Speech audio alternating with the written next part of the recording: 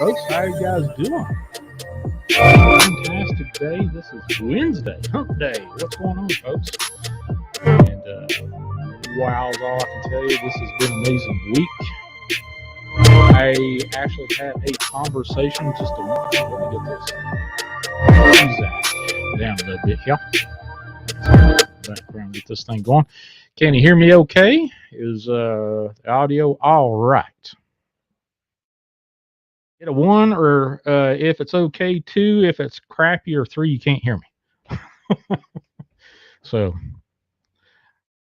incredible is all I can tell you.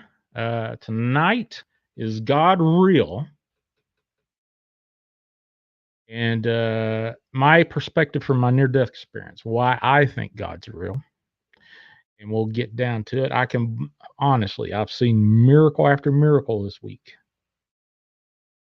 and I just got off the phone with a friend of mine, a 5 on primal care cry, a friend of mine. I just got the phone with. It never crossed my mind to have this conversation with this friend. And it just blew my mind, and God is absolutely real. But that's what we're here for tonight. And we're talking about near-death experiences. If you saw this thing back here, if you've heard part of some of my rendition, my telling of what I experienced in a near-death experience, one of the gates, well, all of them kind of look about the same, but they look like a pearlescent opal. And I tried to get that opal kind of looking the way I had seen it. It's just not exactly like it, but it's within the ballpark. But there you go. All right, Blues. Hey, what's going on? I got let's see, medium dark roast tonight, buddy. That's some good stuff. But say hello. Who do we have over here in the chat room? I know that I'm over on YouTube, over in Chasing the Truth YouTube, or Chasing the Truth Sean G YouTube. Also over on Facebook, Chasing the Truth over there, and then my Twitter, one Seanster, the number one Seanster, and got all that live, and we're going to be doing some live call-ins as well. If you want to call in and tell us why you think God is real or why you don't think God is real, but I'm definitely going to. Well, the easy thing is God real? Yes. Okay. Show's over with, but I don't think that is exactly what everybody's come to listen to. But there you go. Let's see. Banner. So here we go. Ticker. Get that ticker right there. But yes, thank you for everyone that has been praying for that young girl, Gracie. Was an ATV accident up in Ohio. And she has made it through night 2 and went into a third night. Unresponsive still, but prayer works. It's a miracle that little girl is still with us. Um, my friend Shauna called me and texted me and told me all this kind of stuff with this. But holy cow, thank you for everybody that has been praying for dear Gracie. Let's go ahead and do a quick prayer, because I got a couple prayers, and thanks to Maggie giving me another prayer, but I am going to say 2 prayers tonight. Start this on. I'll say 4 prayers. 2 of them are going to be the same, but we'll right now.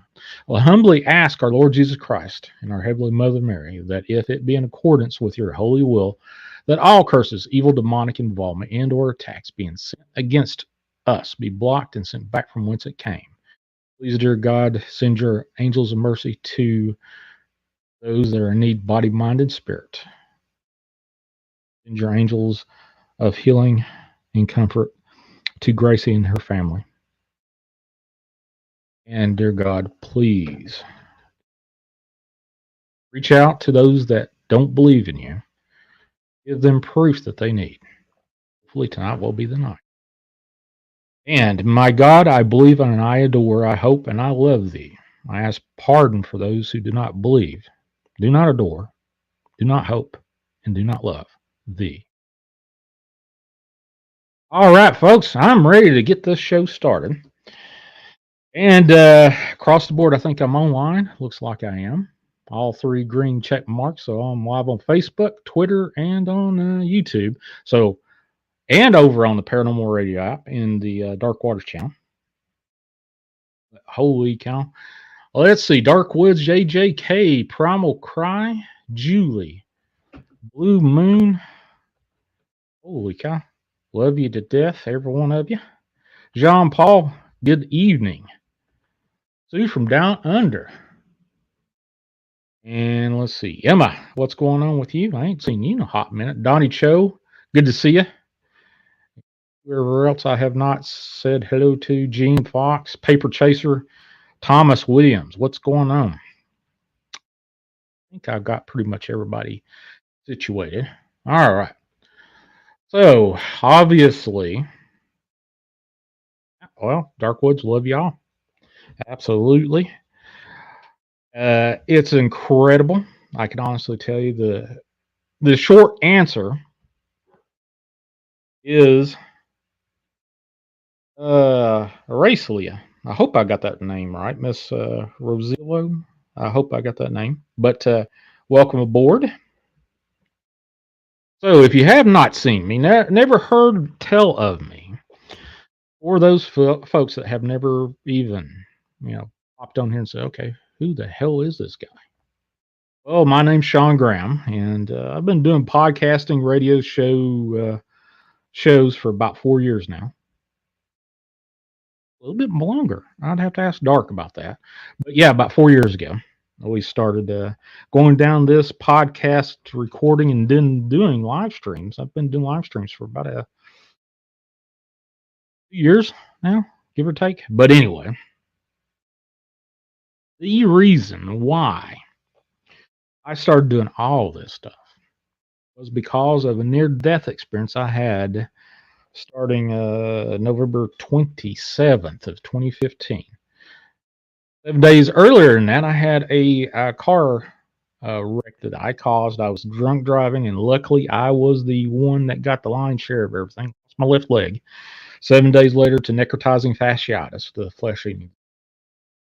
I have not driven a day since November 2015, 2015.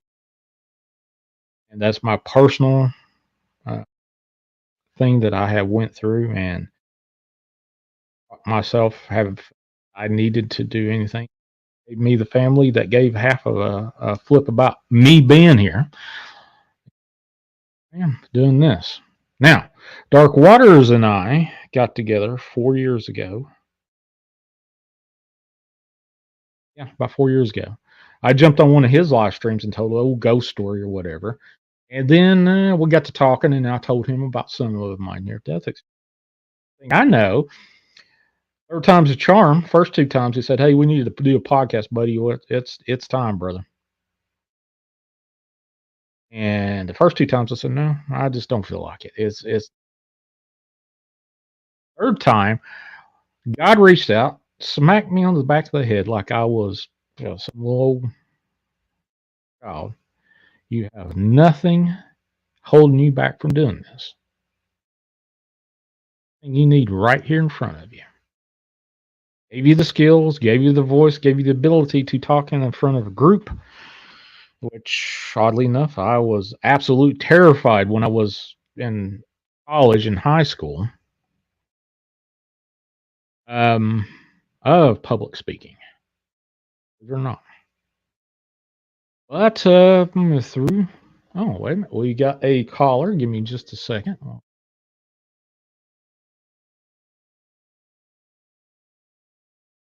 All right, live unscreened caller live on the air. What's your name and where are you from? So hey, Sean, and everyone in the chat. It's AJK. Nobody's at home. Okay. What's so up, I Jay? took the opportunity to call y'all. All right. What's going on, AJ? Oh, yeah, I can tell you that God's real. So I, okay, long story short, so I was in the military, and I was stationed in Germany. I got out and I stayed in Germany, and I was actually married back then to a German woman, and we ended up getting divorced. So I met this other woman, and I was helping her like renovate her old farmhouse, Mm-hmm. and she was actually a doctor of veterinary medicine, and she had a couple horses, and um, anyway, it was in the wintertime. It was really cold, and she plugged this heater up, and the heater took all the air out of the room, all the O2 oxygen, and that's when I believe I had a near death experience. And I just want to tell everybody, like, I wasn't like in the ER diagnosed by a medical professional, Right. but from what I felt, I really believe that I had a near death experience. But full disclosure, I just wanted everybody to know that I wasn't diagnosed by a medical professional. Um, but I was like walking down this tunnel. It was like a white tunnel of fog, and it was so long ago, but I remember it like it was yesterday. And I kept walking forward, and I didn't know why. And people ask me if I've heard music, but I don't remember hearing music though. But and it actually felt really good. Um, like I've been on the beach in the sun, just lazing around, and hadn't felt that good. I mean, I felt like it felt really good, Right. and it's almost like I don't know if you've experienced this, but um, it's almost like if love was a liquid, it was almost like you were having like liquid love poured all over you, and you just felt like really fantastic. Yeah. It was to me was being in perfect peace, without any care, without any. It was. Yeah. Liquid love would be a good way of expressing that. I I don't have an Yeah, argument with that at all. and like probably 99% of adults, you feel like a lot of people are in, a lot of people have chronic pain, but like, how you feel like, I guess you just don't realize sometimes how you feel your body, when like nothing, when nothing is going wrong, but it's kind of like, it's like you felt great all over. It's hard to explain, but it's like you're in zero pain, Right. and you're just like, wow, I didn't, and yeah, and it's kind of like, wow, I didn't know I could feel this good. And I just remember like walking down the tunnel and going, and then I just kind of remembered my dad told me that it would like totally break his heart if any of his children ever died before him. And I said, God, I was like, I'm sorry for all the bad stuff that I've ever done. I said, can I go back, because I don't want my dad to be upset. And then within like a blink of an eye, I was back in my body, and I Hmm. could feel like there was no like hardly very low oxygen in the room. And sometimes, like in Europe, um, the windows are really different. Like there's a lever on the side. You either tilt them back or you flip the lever down, and then the window kind of like opens from the inside, like a door. Right. They don't. They're not like in the United States where you flip them up. And the I actually ripped the window off the hinge. I don't know how I did that. I guess adrenaline, but and then when I got the air, it was like, I mean, it was almost like drowning in CO2. It was crazy, but man, did my head hurt. My head hurt like really bad the next day. But it Mm. it was really weird. Like I went from like feeling like, then it's like you could feel yourself, and then you're in pain again. You know, your head hurts. You're like, dang, I've got bills, you know, and all that stuff just kind of like gets you. But yeah, when you are like, well, or you may not have necessarily walked down the tunnel, or some people tell a little different. Some people's stories differentiate, but the gist is the same. I didn't get in. I didn't get in far enough to where like I didn't see flowers and how people describe that, or I just was walking down the tunnel And and I hadn't gotten there yet. you met God, right? Yeah, he was like a silhouette, kind of like I could see him off in the distance, but I sure as heck felt his presence though. Like, and it was like you just feel like you're being loved, and it's incredible. Oh, yeah. It's like you could lay on the floor and be attacked by 10 puppies and not feel as happy as that. I mean, it's just it's amazing. Hmm. So here's a here's a question. That few moments that you were there, have you experienced that since once you come back? No, no, I haven't. But I guess like Raphael says, it's like I'm not afraid to be dead, but it's the how. You know, like I don't want to go into a tree like at 100 miles an hour. You know what I mean? Or drop. It's just kind of weird. It's how you die is what kind of scares me, but being dead doesn't scare me. If that Yeah. makes any sense. Well, to me, how I meet my end, it doesn't bother me. It could be something very gruesome. It could be very, drawn out to the nth degree, and I know it will never be forever. So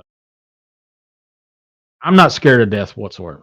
Do I want to, like you said, end it with running into a tree or whatever? No. If I would rather just fall asleep and then wake up in the presence of God, but I wouldn't. It wouldn't bother me how I left. How's that? Would that make sense? Um, yeah, I don't want to die at the hands like of a serial killer or something like that. It would just kind of be awful. Yeah. Yeah. But really, there's really no reason to be of being dead. And it's funny. Like sometimes I have to go to funerals for the sound booth. I have to control the sound booth and stuff like that. And Mhm. you can tell the families that are at peace. You know, some families are like really at peace, and I'm like, oh, I'm like, that's good. I'm happy for them because they get it. They understand. Right. Because the person that, yeah, they're gonna miss them, but that person is Well, if that person's with God, it's gonna be they're good, you know, for eternity. So Dark Woods actually asked the questions about ready to ask you as well. yeah. Did you gain any insight on a possible purpose he may have had in his life, in your life? Did you gain any insight on that? No, um, I do have an angelic encounter story Well, I'd love to hear that. that I'd love to I hear could that. tell. Yeah, I don't know if I have enough time. Oh, Oh, okay. Um, if I hang up, it's because I hear a car pulling up in the. I just don't want my wife to know that I'm calling y'all and talking Oh, okay. and telling the stories because I've told her the stories, but she'll just think it's weird that I'm talking to a bunch of strangers. Yeah. At least you're not strangers in chat, but I guess I've never met any of you in person. But the like one night, and this was in Germany too, and I woke up and it was like freezing cold. I was freezing cold, but I was sweating like I was in a sauna. And I turned to look and at the foot of my bed there was an angel floating, and it was only probably about 4 foot. A lot of people say they see these angels and they're like 7 foot and they're huge, but this one was little. And but But I lived in like a basement apartment, which was really good because when it was really hot outside, I'd go down in the basement and it would be like 80 degrees and you could sleep with a fan. They don't have air conditioning in Europe, so Right. not a whole lot of it. So you have a fan blowing on you, you're fine. And I looked up and there was like an angel, and it was beautiful. Like its colors were so vivid. Like it had hair, its hair was gold, and it was kind of waving. And I could kind of like kick myself for not trying to talk to it, but it just scared the heck out of me.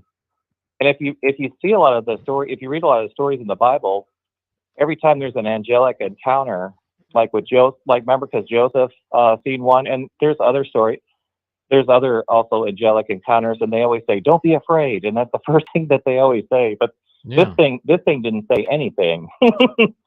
Well, they say It's that funny. because angels are such on a different level than us. It looks absolutely terrifying to humans.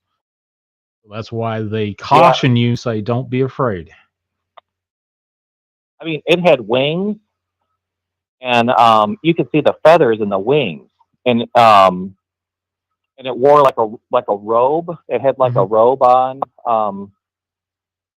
and and like a sash. It was like a golden sash, Right. and it's funny. Like their nose, their face is like it's hard to describe. Like their face and lips and chin are not human, or just they're not like ours. Like our noses are rounder. Theirs are kind of like that one just happened to be pointier. But I'm sure there's probably like a billion angels, and they all look different. Hmm. And and but it's just like the face is just a little bit different. But like how people draw them in painting in those old paintings in Europe and the statues, and it's like it's really true how they look. It's but their faces are not really as human looking as we are. Like our faces are round and our noses are rounded up, and there's just it's hard to explain, but it wasn't. It was just a little bit different, and it kind of like was holding its arms out, like it wanted to hug me, Hmm. and then of course like a chicken, I just pulled the covers over my um I pulled the covers over me like that was going to save me. And it's but it was really a crazy experience. And then like a few nights after that, I would have dreams like that thing would come to me in my dreams, and then it would talk to me, and it said, "Go to Louisiana." And Okay. and then our HR department, they're like, "Hey, you need to go up to HR." They call you, and there's a rule over when you're working overseas in civil service is that you can only stay for like so many years, and then they have to find you a job in the United States, and they move you. And so the lady's like, "Oh, we're going to send you to Fort Polk." And then I was like, "Are you kidding me?" I'm like, I heard bad stuff about that place, and that angel kept on coming to me in my dreams, telling me to go to Fort Polk. And I think that may have had a purpose. That was, um, it's like, okay, I'll obey. I was like, I'll obey and I won't disobey God. So I, Right. I went, and I'm stuck here now. Stuck here in Louisiana. But after seeing that angel a few nights, a couple nights later, I went into the like a guest house over in Germany. It's kind of like a pub. Um, Sometimes they have food in there, and so I went over there. I went in there to get a schnitzel and eat some dinner. And the lady's like, she goes, "Hey, did you hear what happened?" And I was like, "No." And she's like, "Oh, your neighbor across the street died." And he used to come in the guest house and drink beer and talk smack and play cards with the other German guys. And he showed me around his house one time, and he had to do something with imports and exports in South America, and he had a lot of stuff that like a normal German person wouldn't have. And like he had a bag of Morgan silver dollars, and he gave me one. But I was like, "How did you get a hold of a Morgan silver dollar?" But he said, "Oh, I got them in South America." I was like, "Oh, okay."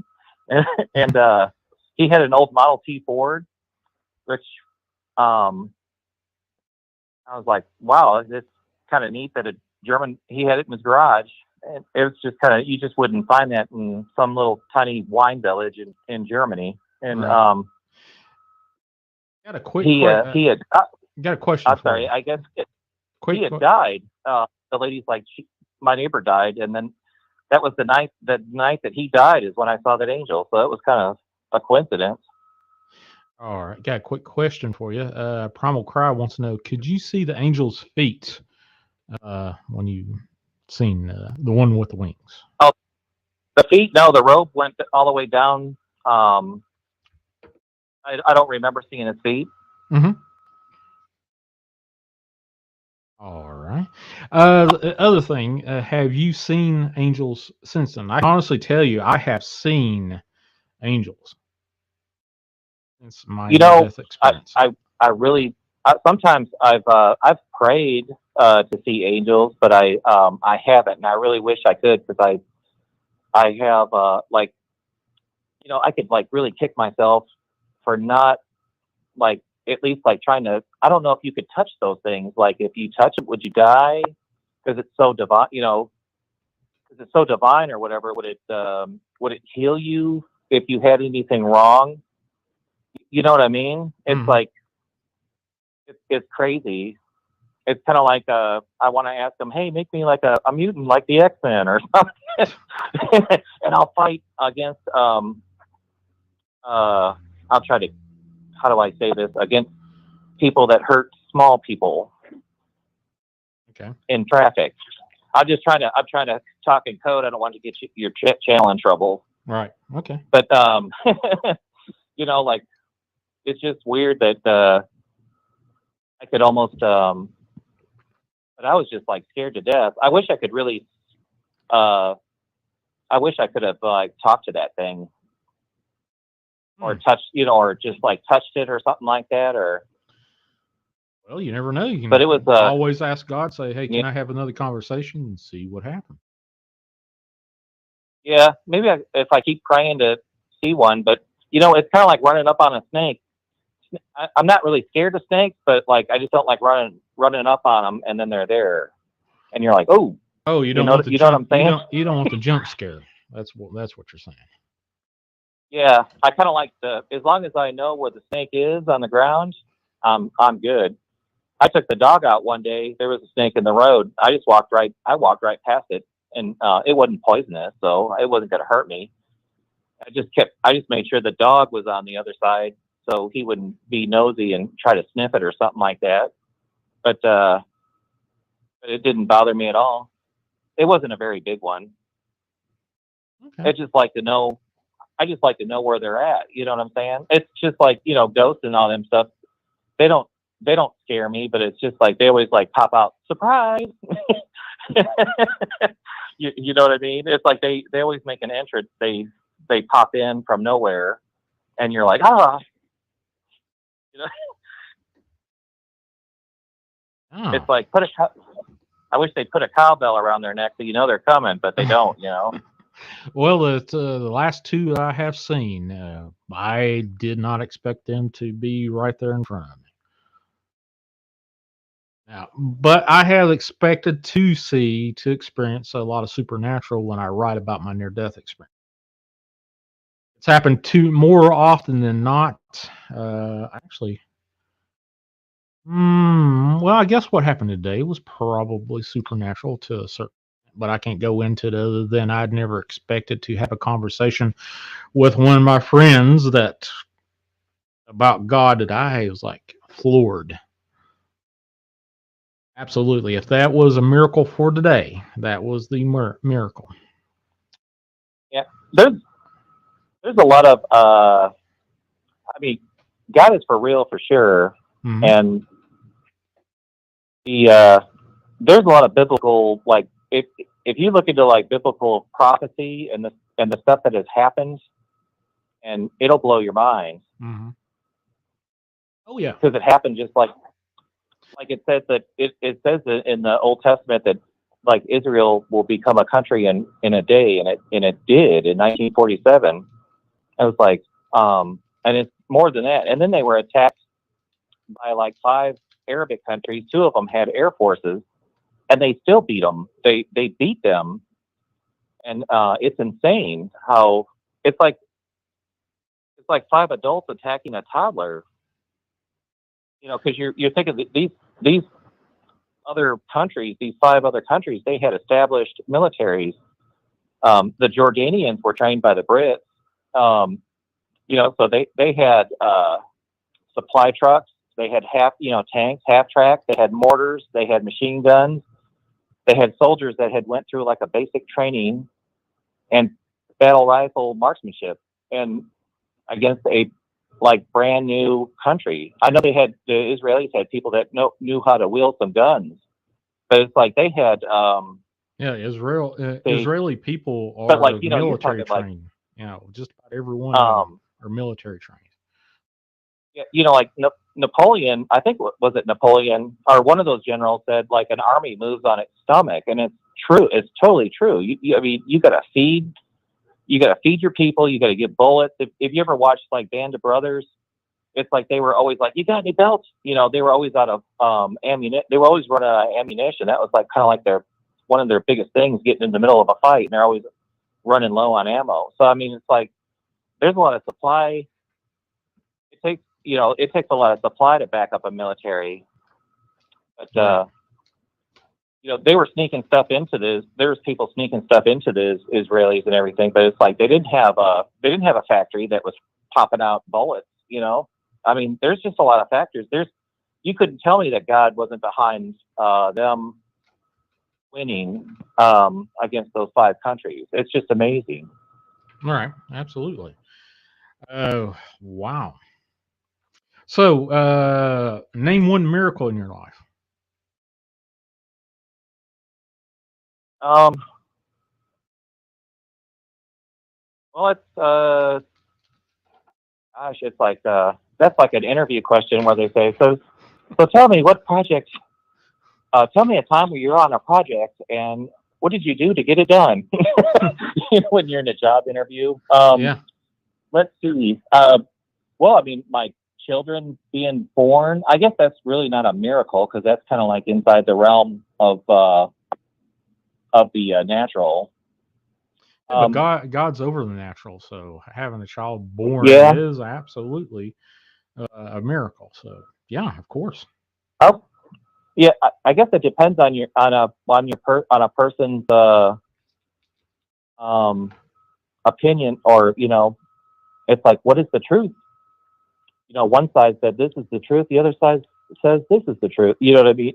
So it's like it's objective how you would look at miracles, but it really is it really is amazing now how we can reproduce like we do. But I guess coming back to coming back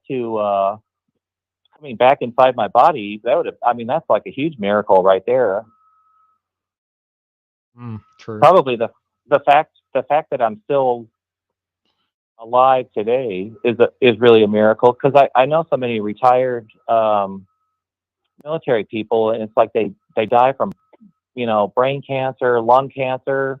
I can tell you, it's like all my friends die. It's because I'm like in that age where I didn't retire from the military, but all my friends are at the age, they're the same age where they did. It just seems life is fragile sometimes. Oh yeah, yeah. Well, think about it. You've got a billion years. I'll just say trillion years. I don't think any one human can actually sit there and quantitate how many years the universe has been in existence. So if there's not a God behind any of it, and there's no meaning behind it at all, and for whatever out of nothing becomes something, by chaos, it all formed to have this little wristwatch on the back of my hand work. Well, is that Oh, plausible? No, it's not. No, well, and plus there's order. I mean, there's like an order to everything. yeah, but You know what I mean? but just think about it. If there is no God, there is no reasoning behind or the order. If you just said, okay, we put a bunch of power into a little vault, close the vault off, and then just let it go without even procuring it or guiding it in any shape, form, or fashion. There's no whim behind it whatsoever. Would it form anything? No, it wouldn't. No, But that's no, it would. it wouldn't form a thing. And you can't the atheists, which I know a few atheists. Don't get me wrong, they're all good people, but the atheists don't think we came from absolutely nothing. The Big Bang Theory, they'll always quote Big Bang Theory, and then science, and science can't prove God. Well, you can't prove science is science. Science is just a measurement of what's going on around here. It doesn't really do anything other than come up with some sort of theory. This is how this happened. Um, no, Big Cole. I saw Big Cole's question. Sorry, I haven't. It's hard to kind of like hold your. I'm holding one phone and then I got my tablet laying down. Oh my, okay. The tablet's the one with the YouTube. But to answer Big Cole's question, um, no, but I really feel better though sharing it with you all. Oh, I I think appreciate you sharing it, man. it feels like it's like getting a lot off your chest when you talk about it. Right. It's a very it can be like it's a very traumatic experience, but not like really um, in a horrible. It's not a horrible traumatic experience, but it's just a lot to take in. You know. Right. All right. And let's see, Rothian, I got your question. I'll answer it after I having this conversation is over with, and then we'll go down that as deep as you want to. So with me. But as far as I know, it's my purpose. My purpose was to come here and do something. Maybe my purpose was my children. To have my two boys. Right. And maybe they're going to go on and do something. Maybe because God's always in for the long game. He's in the long game. That He's in the things that we don't, we can't comprehend sometimes. So maybe one of my boys is going to go and do something that's going to make a difference. True. Well, I hear a car pulling up, so I'm going to have to let y'all go. Well, AJK, I appreciate you calling in and let us know about your angel encounter and why you believe God is real. Appreciate that, buddy. Yeah, I'll sneak out in the garage and sit in the car one night and call you again if to tell you some other stories, my paranormal stories. Okay. All right. I appreciate you, brother, calling in. Yep. Thanks, John. All right. See you. All right. That's AJK from the chat. Dark Waters in the house over there. Appreciate you dropping by. Tonight's, I guess, show is about, is God real? Which, short answer is yes. Close the door, the podcast is over.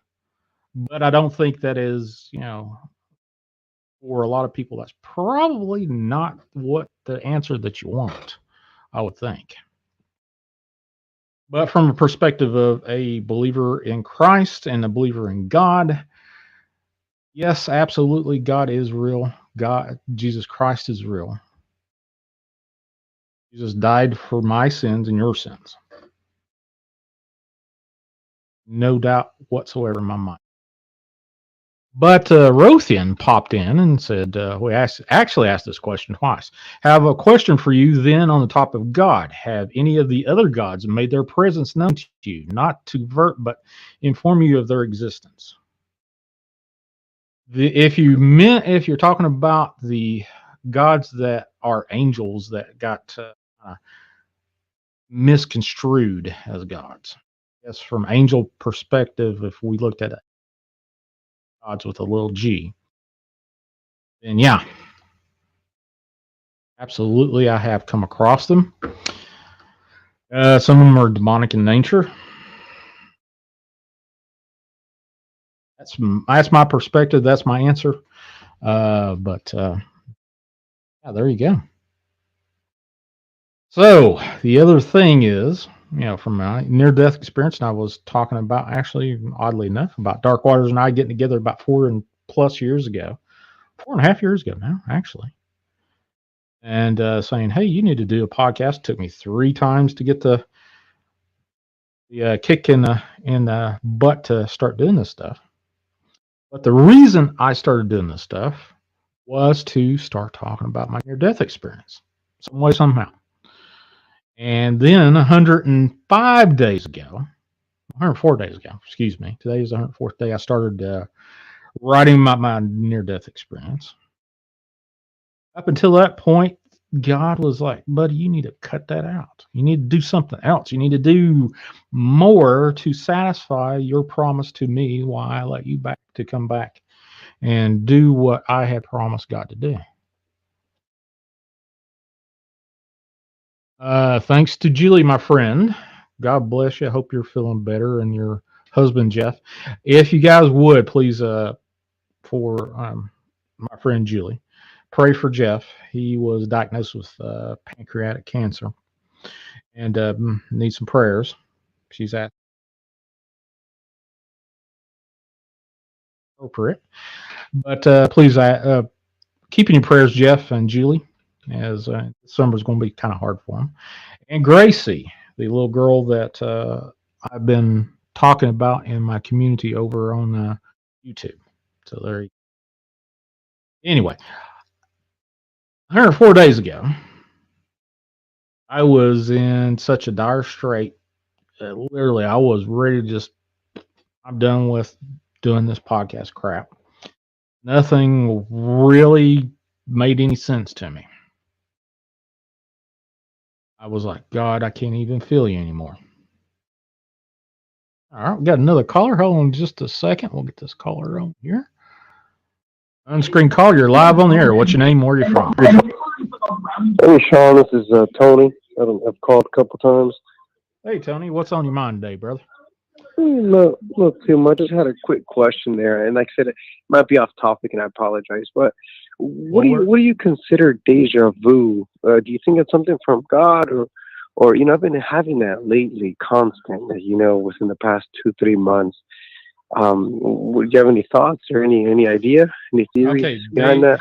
Oh, deja vu to me. God had shown me a lot of the future that I have experienced. And right. I went through deja vu like crazy. Once I got out of my 3-month stint in rehab for my amputation, I come back and started living here in this house, and it was like every day, once, twice a day, I would have, wait a minute, I've had that experience. I've had people come into the house, hadn't seen in a coon's age, as they say here in the South. And then, wait a minute, I knew you were coming in. So I honestly believe that is directly from God, from my point of view. God had shown me quite a bit. So answers it to you satisfactorily. That's the way I look at it. From actually, I've written about that 2 or 3 times in my book so far. So okay. Yeah, and like I said, I just wanted to follow up with that. And I have a theory, this is just my theory. It's just a random thought that I came through. And this is just a thought, like I said, and, I love your show. You respect everybody's point of view. So I was thinking the other day, I was minding my own business, working, and I said, what if God, the Christian God, what if he was an alien that never made it back? And ever since then, I was like, An alien to what? An alien to this world, alien to this universe, alien to this galaxy? Right. Everything, basically, like just an alien in general to this universe or to this realm. What if he was an entity that came here, delivered a message, and then he left, and then something happened, and he just never made it back. And there's other, because you were talking about little gods with a G, and then there's big gods, and I was just like, yeah, what if God was another species or just an entity and somehow never made it back, And I was like, huh, well, that's a crazy theory. So I thought I'd share that. I thought I'd share my 2 cents for whatever it's worth. Okay, well, I appreciate you sharing it. All right. All right. All Thank right. you. Thanks, Tony. Take Appreciate it. care. Yep. All right. Well, that's interesting. Okay, folks. So, do you believe in God? Is God real to you? Do you believe absolutely that God is real? Without a doubt. It's not even a belief to me. I know God is real. God is more real than this table in front of me. I'd rather be pulled out in the middle of the road, run over 1,000 times than say. Anyway, Rothian, I hope I answered that question correctly. I think a lot of the little g gods are mistaken for, are actually angels. And angels have been around since way before matter was matter. Now, I can't say that the angels didn't turn bad and started making out. Hey, we are gods. After all, Lucifer was thrown from heaven trying to take over God's seats. So there. That's my answer to you, Rothian. Probably ticked off a few people, but that is absolutely how I see things. When it comes to everything. Hold on just a second, about ready to sneeze. Oh, jeez.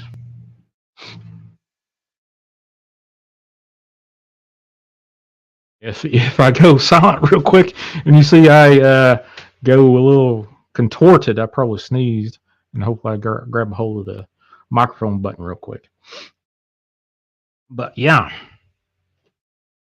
it's interesting. Hey, casual conversations with GNA. How you doing today? Marquetta, I appreciate you popping in and doing your thing with the wrench. You are fantastic. Is there anywhere, is anyone in here that does not believe in God? I would ask that, why don't you believe in God? Now, I believe in the one true God. There's no God before this, before my God, Lord Jehovah, and Jesus Christ. And that's about. That's all I can say. The podcast is over, but it's not really over. All right, so let's see. Possibilities that God exists. Is God real? Let's see. Atheists can find God for the same reason that a thief, or let me rephrase that. The atheist can't find God for the same reason that a thief can't find a police officer. Atheism turns out to be too simple. If the whole universe has no meaning, we should never have found out that it has no meaning. That's a direct quote from C.S. Lewis. That's another one. Rothian believes that believes in many gods, and Jehovah is a Titan. Okay, all right. That's an interesting twist on it, but hey, if that is your belief, not my belief, but hey, all right, that is cool.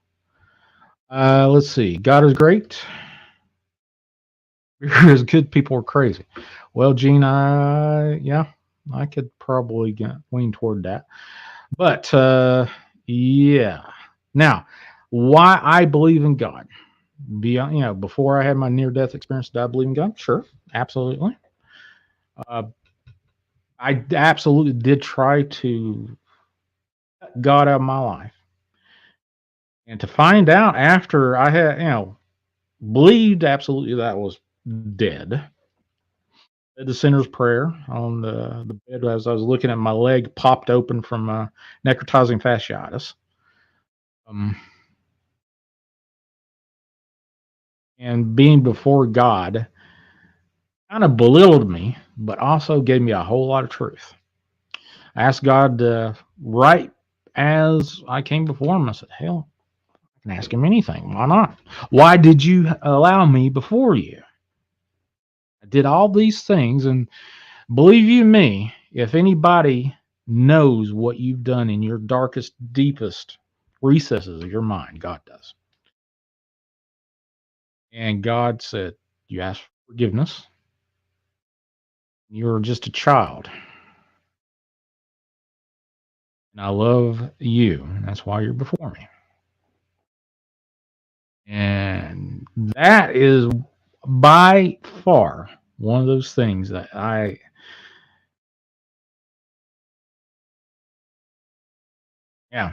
that's one of those things that I absolutely will take to my grave. Hopefully I will be before God to be able to ask him the same question. Did I keep my promise with you? Now I know from the perspective of when I said, God, I got to come back and help these 8 people. Uh, made the decision. I absolutely believed that I put myself in peril coming back to this place. Yeah. And oh, hey, Destiny, what's going on with you? What are you talking about? Let's see. Until coming home to old mom-in-law after arguments, he went. Let's see. You're telling a whole story. I lost my dad-in-law, pancreatic. Sadly, we knew he was sick, but denied the fact and cyst in January 2020. Oh, okay. Well, my friend Julie, her husband Jeff was just diagnosed with pancreatic cancer, and that's the reason why. Prayers for him. And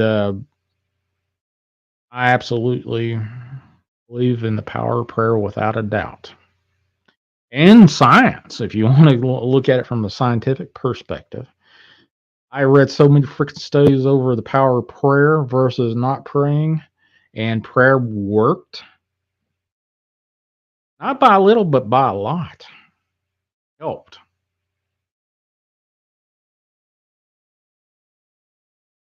And it looks like we got a pretty good, healthy conversation going on in the chat about what God is, who God is. So, that's one of the reasons why I have come in and started talking about why I believe in God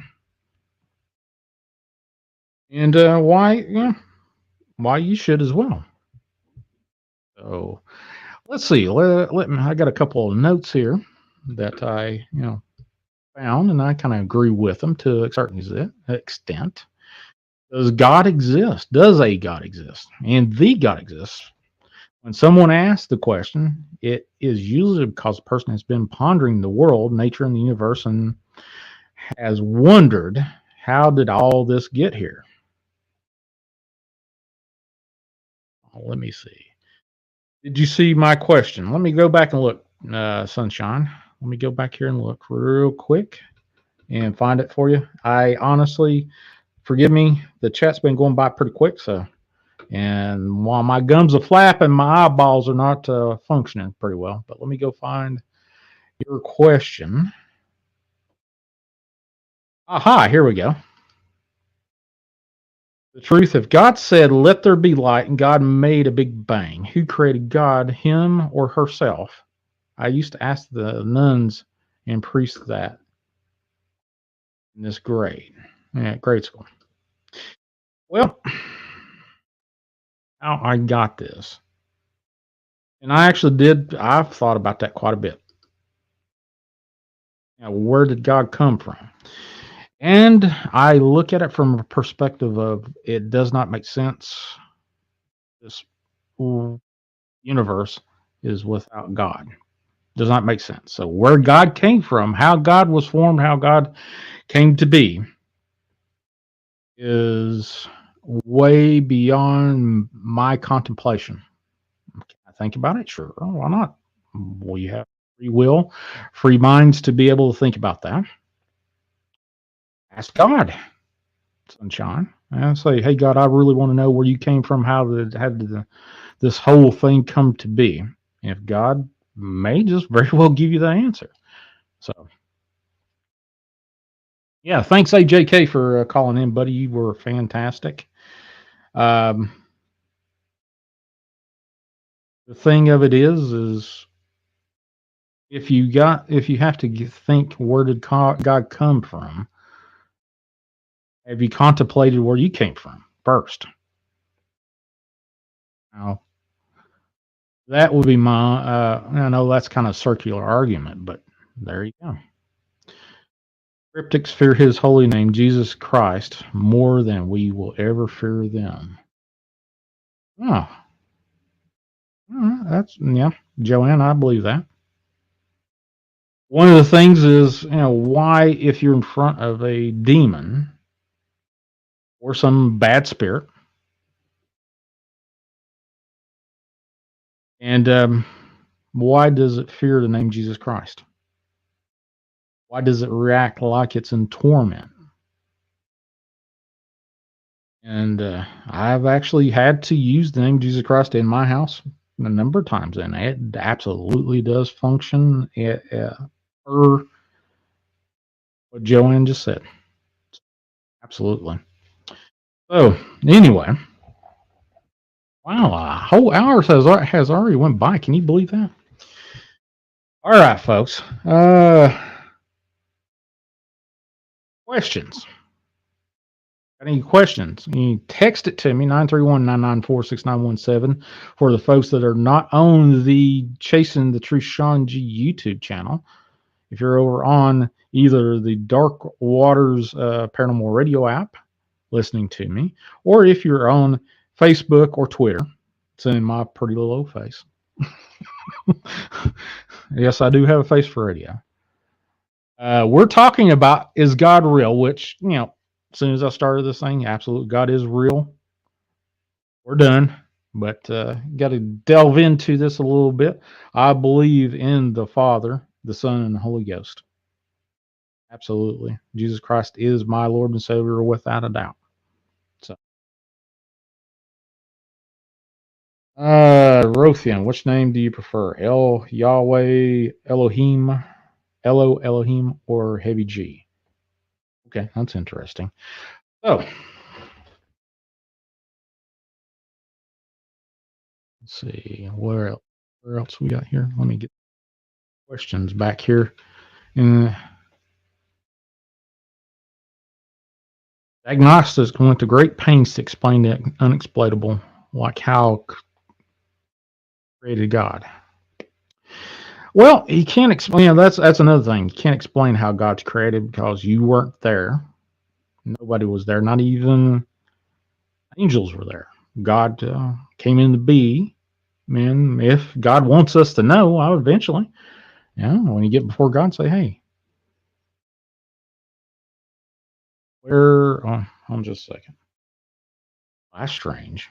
I smell perfume for some reason. It smells like my grandmother's perfume, actually. That's interesting. That being said, I came here to talk about my near-death experience and why I believe in near-death experiences. And I have come across a series of miracles myself. I know a lot of people come to saying, "Well, I need another miracle to believe in God."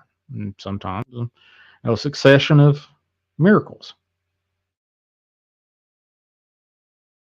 Well, Sunshine, I appreciate that. It's kind of hard to explain the unexplainable. You can't really explain who or what God is. To put your mind about how wrap your mind about how God thinks, and that's unknowable. And sometimes you just have to realize that you can't think like God. You can't understand how God sees everything at once and consume everything in reality at once. And then that's just dumbing it down to what a human can think about. Wholeheartedly believe in God. I say a prayer every time I jump on my Harley to go for a ride. I like a pretty good reason to say a prayer to jump on a Harley. But hey, whatever. Anyway, so the reason why I believe in God, not that I was before God, not that God said, "Hey, buddy, I allowed you to come back. I'm the reason why you breathe in the first place."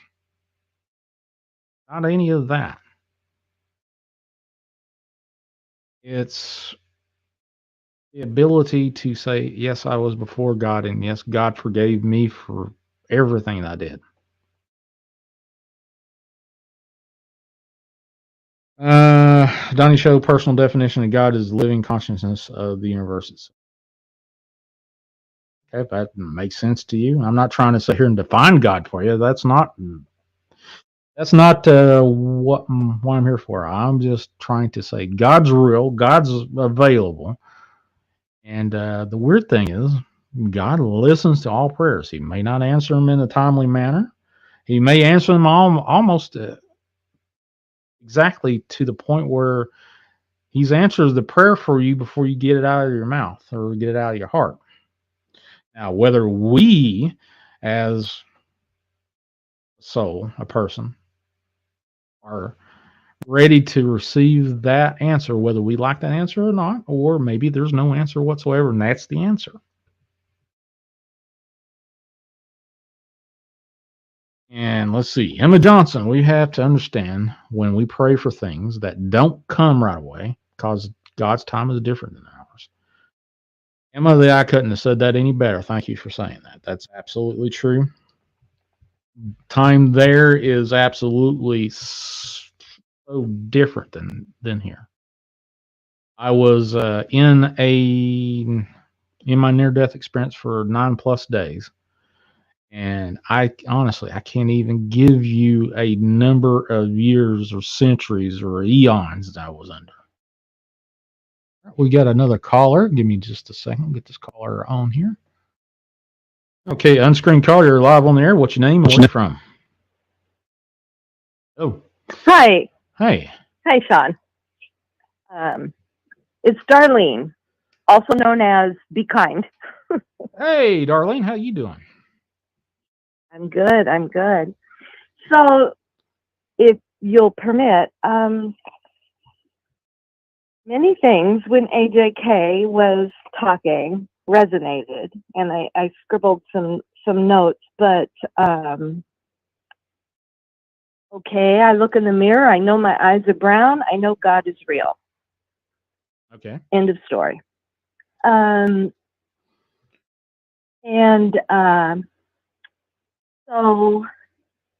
my first proof, I guess, you could call it proof, was my sister, my older sister. There were her and I in the family. We were 13 months apart, and this is in the dark ages of cancer. She died when a couple weeks before she turned 4, and a couple weeks before I turned 3. So everything in my family broke, and I was shuttled around to all sorts of family members. The short story is, it was a very impactful experience at a very young age. And this is back in the days of Dr. Spock for how to raise children, not Star Trek, but, the quote unquote wisdom of Dr. Spock, which is don't tell children anything because they don't know anyway. And thankfully, fast forward 50 some odd years, we now know that you have to tell children something, because if you don't tell them anything, they got their own answers. So I made up my own answers about the unspoken thing that had happened. Mm-hmm. And that was that wherever you get kids from, they returned her. They took her back. And I didn't know where I came from, but I was pretty sure I didn't want to go back. So I was trying to be perfect. To be perfect. Mm-hmm. Well, one night in our bedroom, her and I shared a room. She's deceased. The beautiful man, my words, the beautiful man came and woke me up He sat on my bed, and he had my sister on his lap.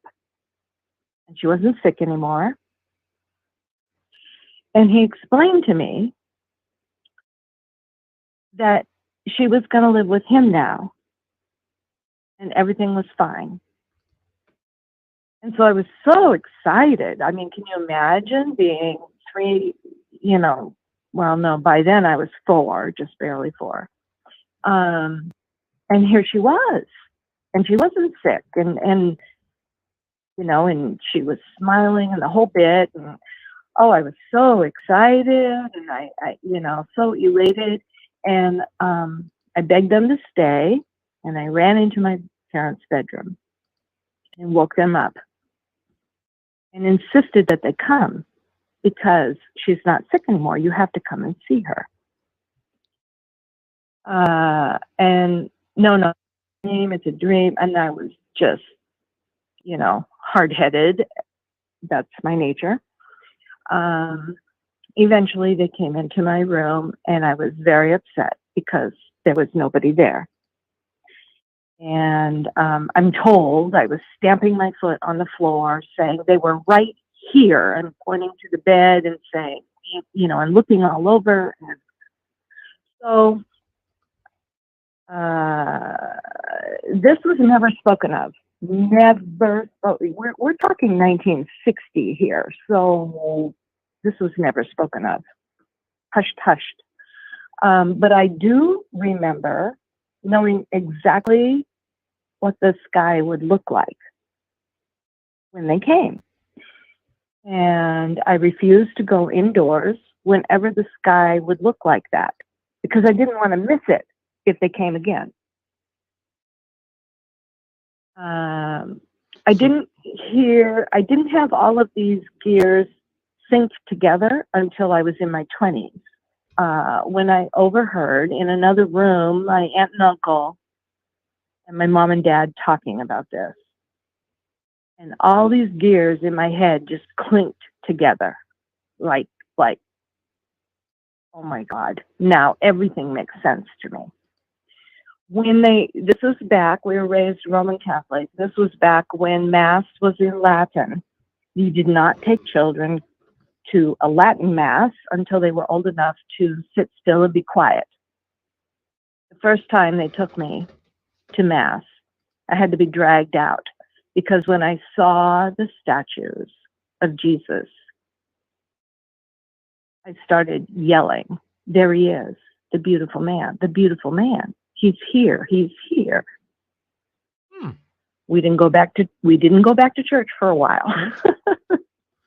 Now, I don't presume, it seems very presumptuous for me to say that this was Jesus that had her. Maybe it was, maybe it wasn't. But someone had my sister. For many years, as an adult, I had considerable angst over this. Like, why me? Why would I get this? I don't understand. And then finally, the thought occurred to me, it wasn't about me at all. It was about her and what she wanted, which was to reassure me and take away my fear about this whole experience. And so she asked this, and it was granted. All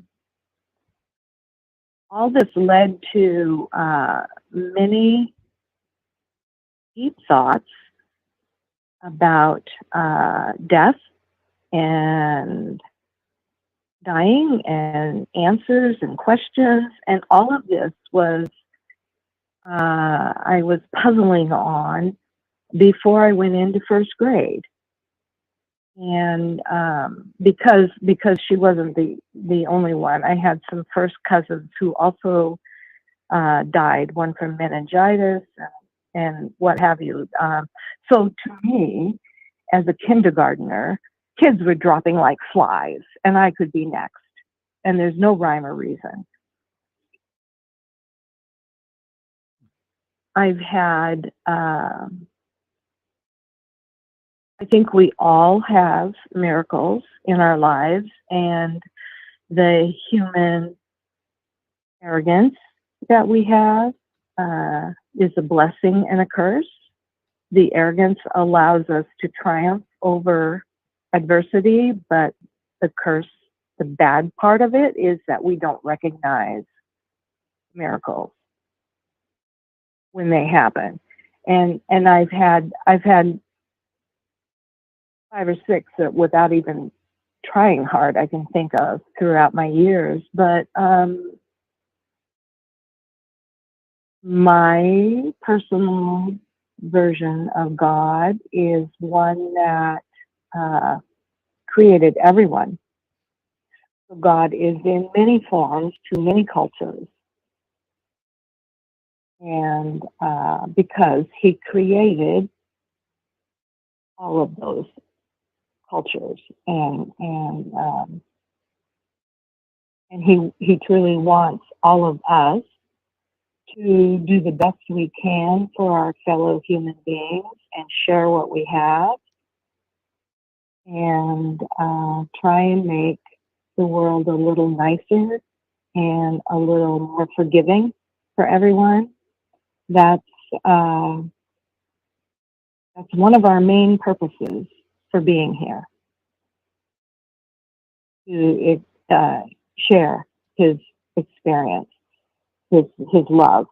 And going to AJK's call, I have not had a near-death experience. I have had spiritual experiences beyond that extremely formative experience as a young child. And one happened to me just a few years ago after my daughter died. I was living alone in my house, and I don't sleep well. I always wake up. I am very nearly blind without my glasses on. Like, that's the next step for me, is legally blind. Mm-hmm. And the point being that I had a very large front-to-back master bedroom suite, so that there was a sitting area next to my bed with a sofa and a coffee table. I woke up probably somewhere around, somewhere between 2 and 4 a.m., very dark, no lights on, and I rolled over toward the coffee table, and there's a man sitting on my coffee table. And I could see him, like I'm telling you, I could have a sketch artist draw him. That's how well I could see him without my glasses on. He had a burnished gold kind of circle behind, from his shoulders around his head to the other shoulder, outlined in black. And he was looked to be Middle Eastern type of features. And he was just sitting there with a slight smile, just looking at me. And like AJK was struggling to describe, my initial reaction was, "Oh, isn't that wonderful? He's watching me sleep." And I closed my eyes again, went back into the pillow, and it was maybe what I could imagine a newborn feels when they're all cuddled by a parent. It was that kind of feeling. It was the most amazing, undescribable feeling of safety and love, like a cloud, like if you could sink into a cloud of love. That's what it was like. And then my stupid conscious mind had to kick me into awareness and say, "You idiot, there's somebody sitting on your coffee table watching you wake up. I thought I was going to die from a heart attack because my heart was pounding so hard. And of course, he was gone. But that was only, I don't know, 4 or 5 years ago. I want to say maybe in 2017 or 2018.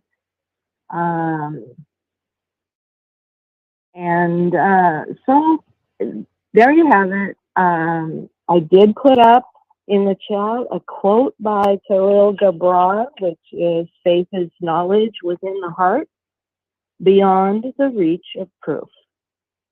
And that's really the essence.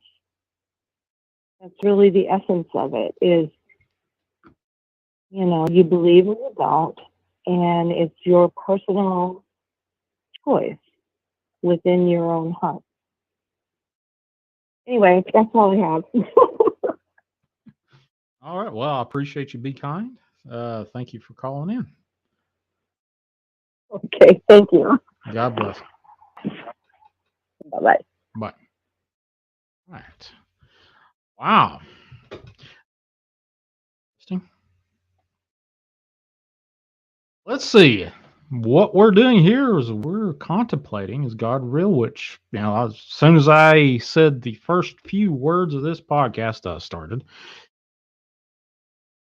God's real. End of story, end of podcast. But it's not that easy, which it is easy. Actually, there was a guy that asked me to be on his show to talk about my near-death experience when I was at the Wade show last year. He heard my radio show with her. Hey, I'd like to have you on. I was like, well, I've been starting to write a brand new book, which I'm not here to tout that I'm writing a book, but one of the reasons I'm doing this thing. So let's see. Got a couple of quotes I'm running through here to find the. Here's one. By faith, we understand that the universe was created by the Word of God. So what is seen was not made out of things that are visible. Hebrews 11:13, ESV. Well, that's a quote from the Bible about God and the universe itself. In terms of him reigning presence as majesty and Lord over all, God is heaven, sitting in his throne. Psalms 33:13 through 4, 47:8. Interesting. Anyway, how are you folks doing? Is this a topic that you would like to hear more about me talking about the near-death experience? Why I believe in God? Problem is the Bible never mentions the word universe. Well, maybe it does, Donnie. Creation, universe, all how you look at it. It mentions creation quite a number of times. So, absolutely believe that creation is universe before. Now, universe is our concept of whatever it is out there. That's like putting in a bucket of science and saying, "Hey, science says this." Okay, well, somebody observed that, wrote it down, saying, "Well, okay, this is science. This is my observation. All this stuff is I put in the category of the universe." All right, so who made the universe? Yeah. Catalyst. I love the fact that you're writing a book about it, Sean. Well, I'm writing books about it, not just a book. The 104 days ago, when God said, I actually went to God and said, "Hey, why am I here? I've been doing these radio shows and podcasts and saying, hey, I've had this experience." And it's not, I was just literally, I actually told DW this. I said, I was on the point where I was ready to give it up all. And some other things I'm not going to share on air. But God said, you haven't even started fulfilling the promise to me.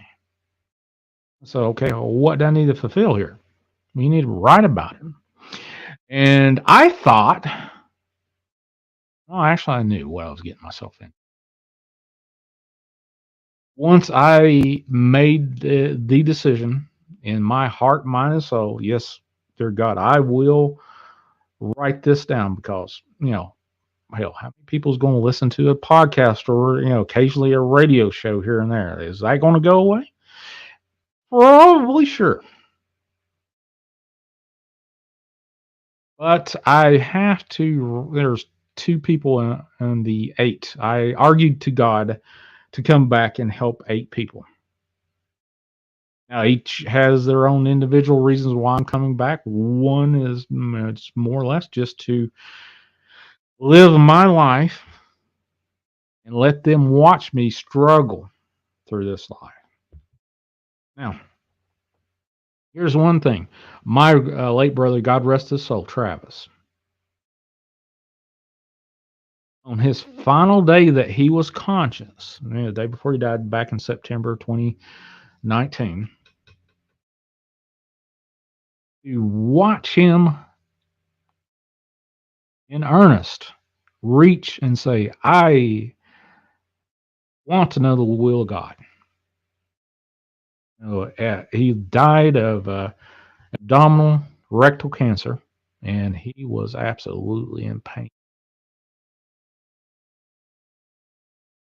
And the only thing on his mind was, I want to know the will of God.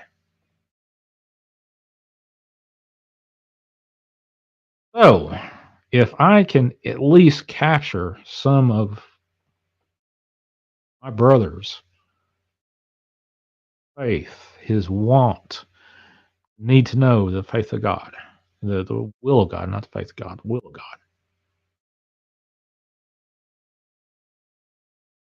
AJK wants to know, have I helped any of the eight? Yes, I have, absolutely. First one actually was my brother. God rest his soul.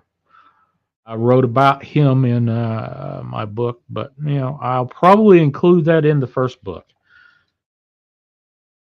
But long story short, he didn't find out he had cancer until probably a year and a half after I lost my left leg. And I can remember the day he called me on the. He had a lot of issues with pain and whatnot, and some other stuff that I'm not going. It's kind of a little too graphic, but he called me, and I was actually in the kitchen, and he said, "Bubby, I've got something to tell you.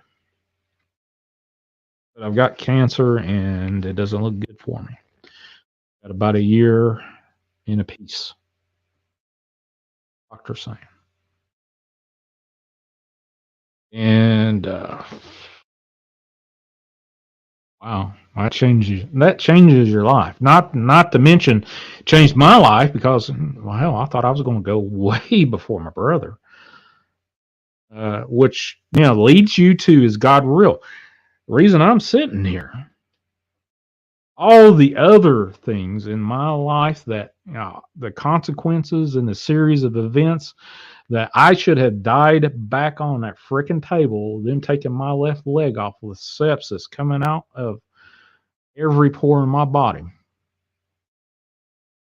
Why I am here is only a miracle to me.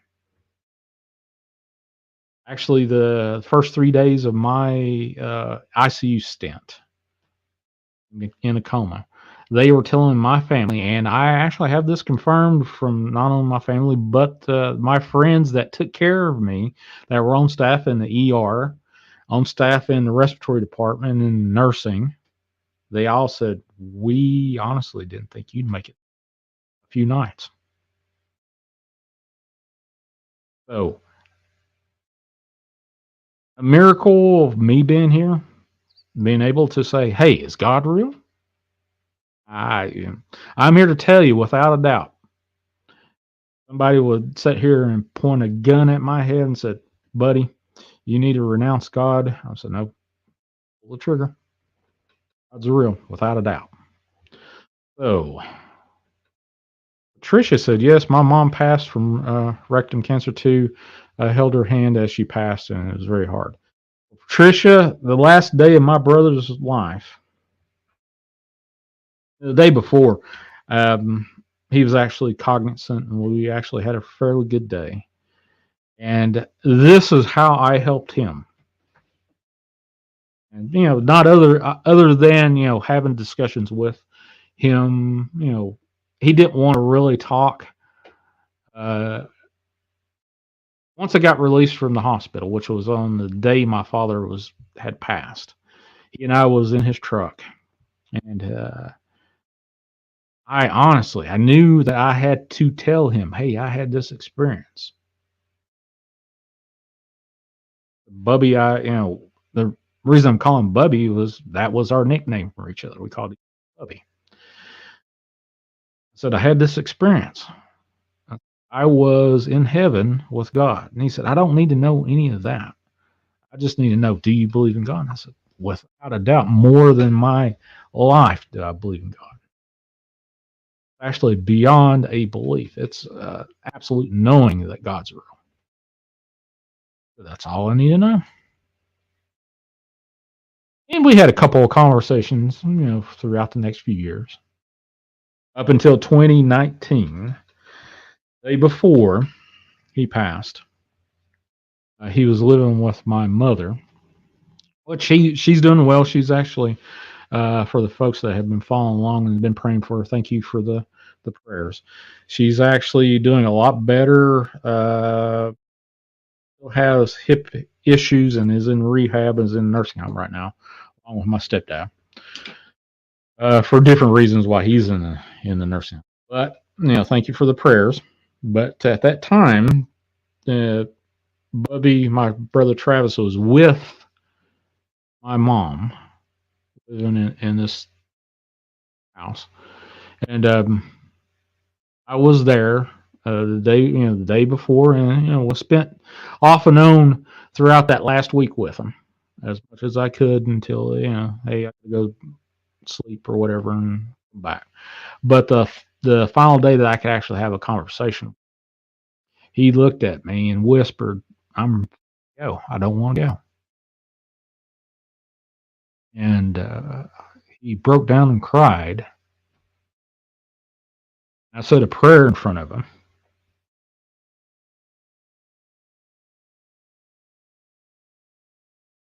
And I said, please, at least show him what you showed me.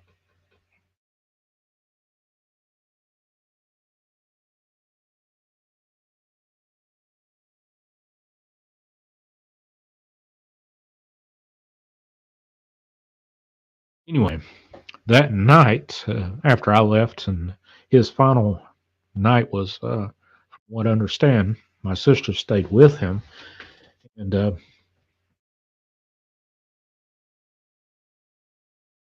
he had a really bad, hard breathing problem, which I could sit there and explain to you the reason why I think he had such a hard, fast rate breathing, but that doesn't do anything. Me putting some sort of scientific reasoning behind it. But he said he was breathing like he was running for his life. But he was looking up at the ceiling as hard and as fast as he was breathing. He was waving and saying, "Oh, hi. Well, hi." Like he was being greeted by people that passed and he knew. So, that being said, that little prayer that I said in front of my brother, I said, Bubby, it'll be okay.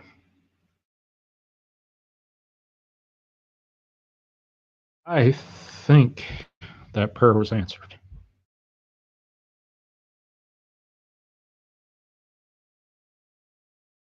So, my reasons, I believe in God.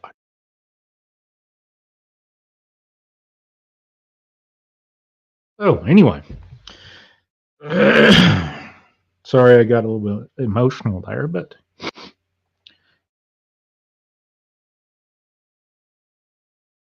Interesting enough. Hey, Oracles and Beyond. Thanks for coming. Homecoming for Bubby. Yeah, it was absolutely homecoming for Bubby. I actually spent the final day with him, which he was not.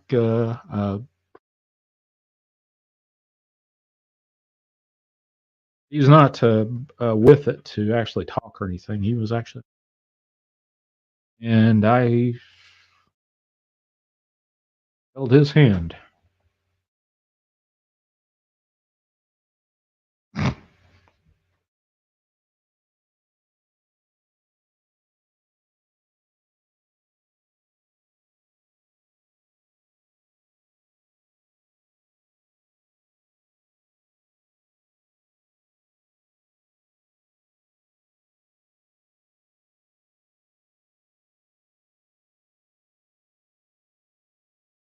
Give me just a second.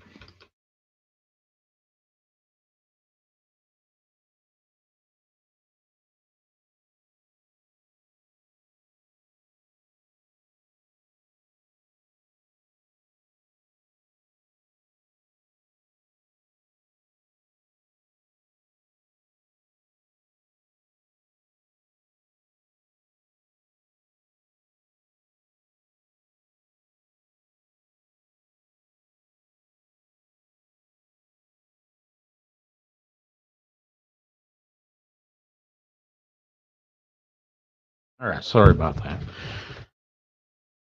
I know the reason why I carry so many freaking paper towels around with me. So anyway, that being said, that final day, I actually got to hold my brother's hand with his phone. I wouldn't trade that for anything in the world. So, is God real? That's my reason.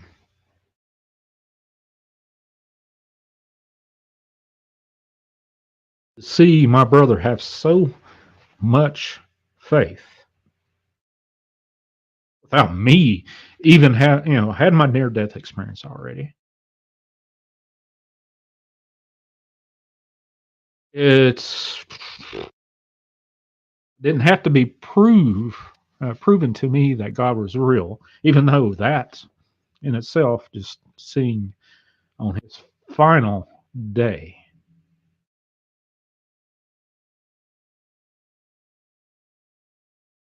worry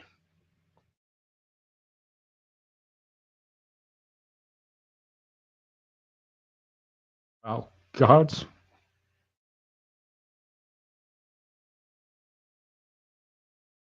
will. So anyway, all right. So let's change the subject. Other than that's one of the reasons, not the absolute reason, but that's the reasons that God to me is absolutely real. So anyway, so why do you think God is real, or is God not real to you? 931-994-6917. If you want to call in, love to hear from you. I've got a whole series. Actually, I spent the part of the day of actually a friend of mine. I asked her, I said, hey, if you wanted to know one question out of all the near death experience stuff I have said to everybody, there's a few people that have heard quite a bit more and read quite a bit more about what would be the one question that you wanted me to answer? And is God real? So I started writing about that, and I hadn't really thought about, well, what do I need to talk about tonight? Am I going to do another? Let's do a call-in show about willy-nilly whatever. And all of a sudden, like I use this terminology quite a bit. It's like God come up and like slapped me in the back of the head and said, "Buddy, you need to talk about me." Really? And I'll tell you a little bit about how I do my day, which I've probably said this a time or two. But in the morning is first thing I first get up and think, well, okay, I'm ready to go. I'm not going to get back up or go back to sleep or anything. I will say this prayer. It's changed just a little bit since I started writing, but this is the basic prayer. Father, thank you for waking me. Where are we going today? And what would you like me to write about? Please help me throughout the day if it be your will. So, and I think I started about 9 o'clock this morning, 9:30. I can't remember. Anyway, had a couple of conversations with various friends of mine and wonderful people, one and all. And and asked this friend of mine that question. I said, okay, what would you want to know about everything that I have talked to you about my near death experience? What would you want to know? And that was the question: is God real? So that is one of the reasons why God is real to me. Not that all the other miracles that I've seen. I've seen people. Uh, hell, I even seen a guy that was pronounced dead. I walked away from his body after I pulled tubes off this guy, and he was DRT, dead right there. Had been dead for a while, and he wakes up. Lazarus kind of stuff. And absolutely, he was saying the flames of hell was licking up his legs. He was like, oh my God, I'm burning up, I'm burning up, oh my God, I'm burning up. Passes back out. Turns out he was, like I said before, the flames of hell was licking up his legs. I used to remember that dude's name. I can still see his face. If anybody could pull that image out of my head and copy just a 10%, maybe even 5% of that expression off that dude's face, you could probably make a few $1 billion off a movie.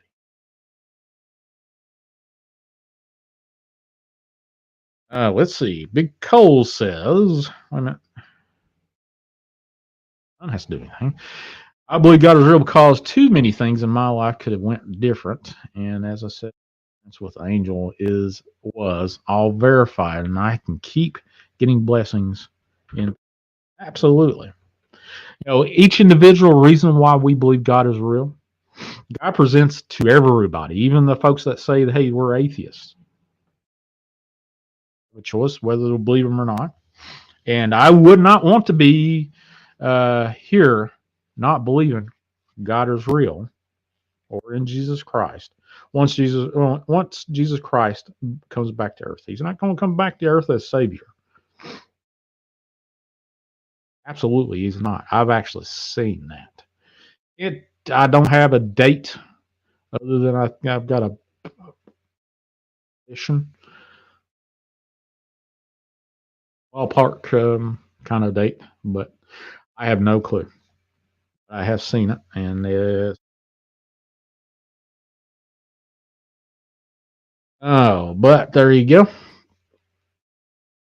Got about 21 more minutes. If anybody wants to call in and give us a reason why you believe in God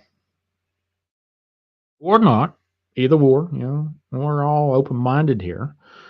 I happen to believe the end of story. God is real. Jesus Christ is real. Jesus Christ is my Lord and Savior without a doubt. I would not be here without God and Jesus Christ allowing me to come back. And if I could, one of these days, I'm going to have to get my sister on here and just have her do that little thing and tell her stories about, oh God, she's got all kinds of crazy paranormal. Tell the story about what she perceived, this whole thing about me winding up losing my leg and stuff. Oh, Wendy says, Let's see. Windy. God is real. I'm sorry, I'm really busy, but listening, God is definitely real. Well, hey, thanks for chiming in. Absolutely. But I'm not here to sell one thing to you other than God is real. Period. Now, I absolutely have had that conversation with God. I said, God, why I was before God? Why are there so many religions in the world? They're Methodists. Why are they, you name it, Buddhist, you name it. And he told me that, without a doubt, all the religions are how humans commune with him. Everybody can understand his language, but all the languages that we have and all the belief systems we have come back to him, and he absolutely wholeheartedly understands, listens to us, even though there have been times, hell, in the last week, there's been times when I've said prayers and said, "Please, Father, allow me before you one more time. Help me right." A lot of times I can feel his presence as soon as I say that prayer. There's been a couple of times this week that I have not had that presence felt. And I just went in and said, "Yes, I do believe you're here." Got Callus calling in. Hold on just a second. Callus, I got you on the air. Hey, how you doing? Hey, Sean, it's the Catalyst. Hey, what's going on I with got you? I got a short story for you. You're Okay. talking about is God real, right? And why I believe He's real. Yeah. Okay. Well, as far back as I can possibly remember, before I knew the term God, right, who God and Jesus was, and things like that, because I was raised Catholic. Right. So about first grade, we got put into religion class and whatnot. So anyway, even before that, I always sensed the presence, knew without having words, whatever it was, I just didn't have the vocabulary. So fast forward to I was about 12, almost 13 years old, and I was staying at my best friend's house. Her name was Kimmy. She happened to live on the same lake that my family did, like I told you previously, where we had the log cabin, and there was only our family and another family living there. Well, about 10 or so years later, after we moved, other homes got built, right? Mm-hmm. So my best friend and our family lived out there. Well, we were close in second grade, so much so that her parents put a bunk bed for me in her bedroom. It was actually hers and her sister's bedroom. It was a very large room, but they put bunk beds in there for me. I had a toothbrush there and all kinds of stuff. That, they were like the other family for me. Well, one night, when I was spending the night there, her sister wasn't home, but her parents were, and then we were. And it was after dark, and I just had this funny feeling when I climbed into my bunk bed. I used to sleep on the bottom bunk bed, and Kimmy slept in a queen size bed across the room, and over her bed was a window. And I remember certain times of the year you could see the moon real well. Well, we climbed into bed to go to sleep, and I fell asleep, and I woke up a few minutes later, and I felt real fearful, real scared. Just horrifically afraid. So I sat up, and I, woke Kim up by calling her name, Kimmy, Kimmy, Kimmy. And she finally woke up. She's like, what? I said, something's wrong. And she said, what do you mean something's wrong? I said, I'm scared. She goes, why are you scared? I said, I don't know, but I'm really scared. Could I sleep in the bed with you? And she goes, you want to sleep in my bed? I said, yeah. She goes, yeah, sure. So as I'm walking across the room to get in her bed, she decides she's going to go sleep on my bunk bed. I said, no, I want to sleep in the same bed as you. And she said, no, you're just being silly, just go lay down. So I climbed into her bed, and she climbed into my bunk bed, and she had long since passed out, fell asleep, and I couldn't sleep for nothing. I was very, very afraid, and I couldn't explain why. So at some point, I fell asleep, and I was in the middle of her bed. Right. I had the sheets up to my neck. I had the comforter up to my neck, and behind me, above me, was the window and the full moon. Because I remember when I woke up next, I could look out the window, I could see the full moon, and I felt like there was somebody in the room. So I looked at the foot of the bed. The top sheet and the comforter were off the bed, and what I could see standing at the foot of the bed is the only way I could even describe it back then was the devil himself standing there. Blackest figure ever seen. It looked cloaked. It had red eyes, and it felt like an evil presence that I have never since then felt from anything in my life. And it had a hold of my ankles. And when I realized, or if I should say, when I felt like it realized that I realized it was there, it started to pick me up and slam me onto her bed. And I remember I tried to pull my legs. I tried to move my arms, right? It was like being paralyzed. I couldn't even move. The only thing I could move was my eyes. And I remember looking past it, and I could see Kimmy, and I thought she was asleep. And I'm just like willing for her to wake up and help me, you know, because this is happening and I'm deathly afraid. And to me, it's like the devil's going to take me to hell. That's how it felt. It's what I can only rationally describe it as. Even then, it's still, to me, to this day, this is what it was. And I couldn't speak. All right, I tried to yell out and I couldn't speak. And I was so afraid, and this thing was literally slamming me, picking me up off that bed and slamming me onto it, where you could hear it. You know, I could hear it, and I was wide awake. And I, in my mind, I'm going, God help me, God help me, God help me. And I heard a voice say, it sounded like a male voice, and it said, do you believe? Yes, I believe. Yes, I believe. Yes, I believe. Please help me. Please help me. And then in a like a venomous voice said, no, child, you won't. I'm trying to remember how it said it exactly. You won't survive this journey in life, is what it sounded like, right? But real, just venomous. And I kept saying, oh God, oh please help me, Jesus. And the other voice said to me, you know, what sounded like a kinder male voice said, do you believe he walks with you? And, you know, as 12-year-old, I'm thinking, who walks with me? Who walks with me? And the voice said, do you believe Jesus walks with you?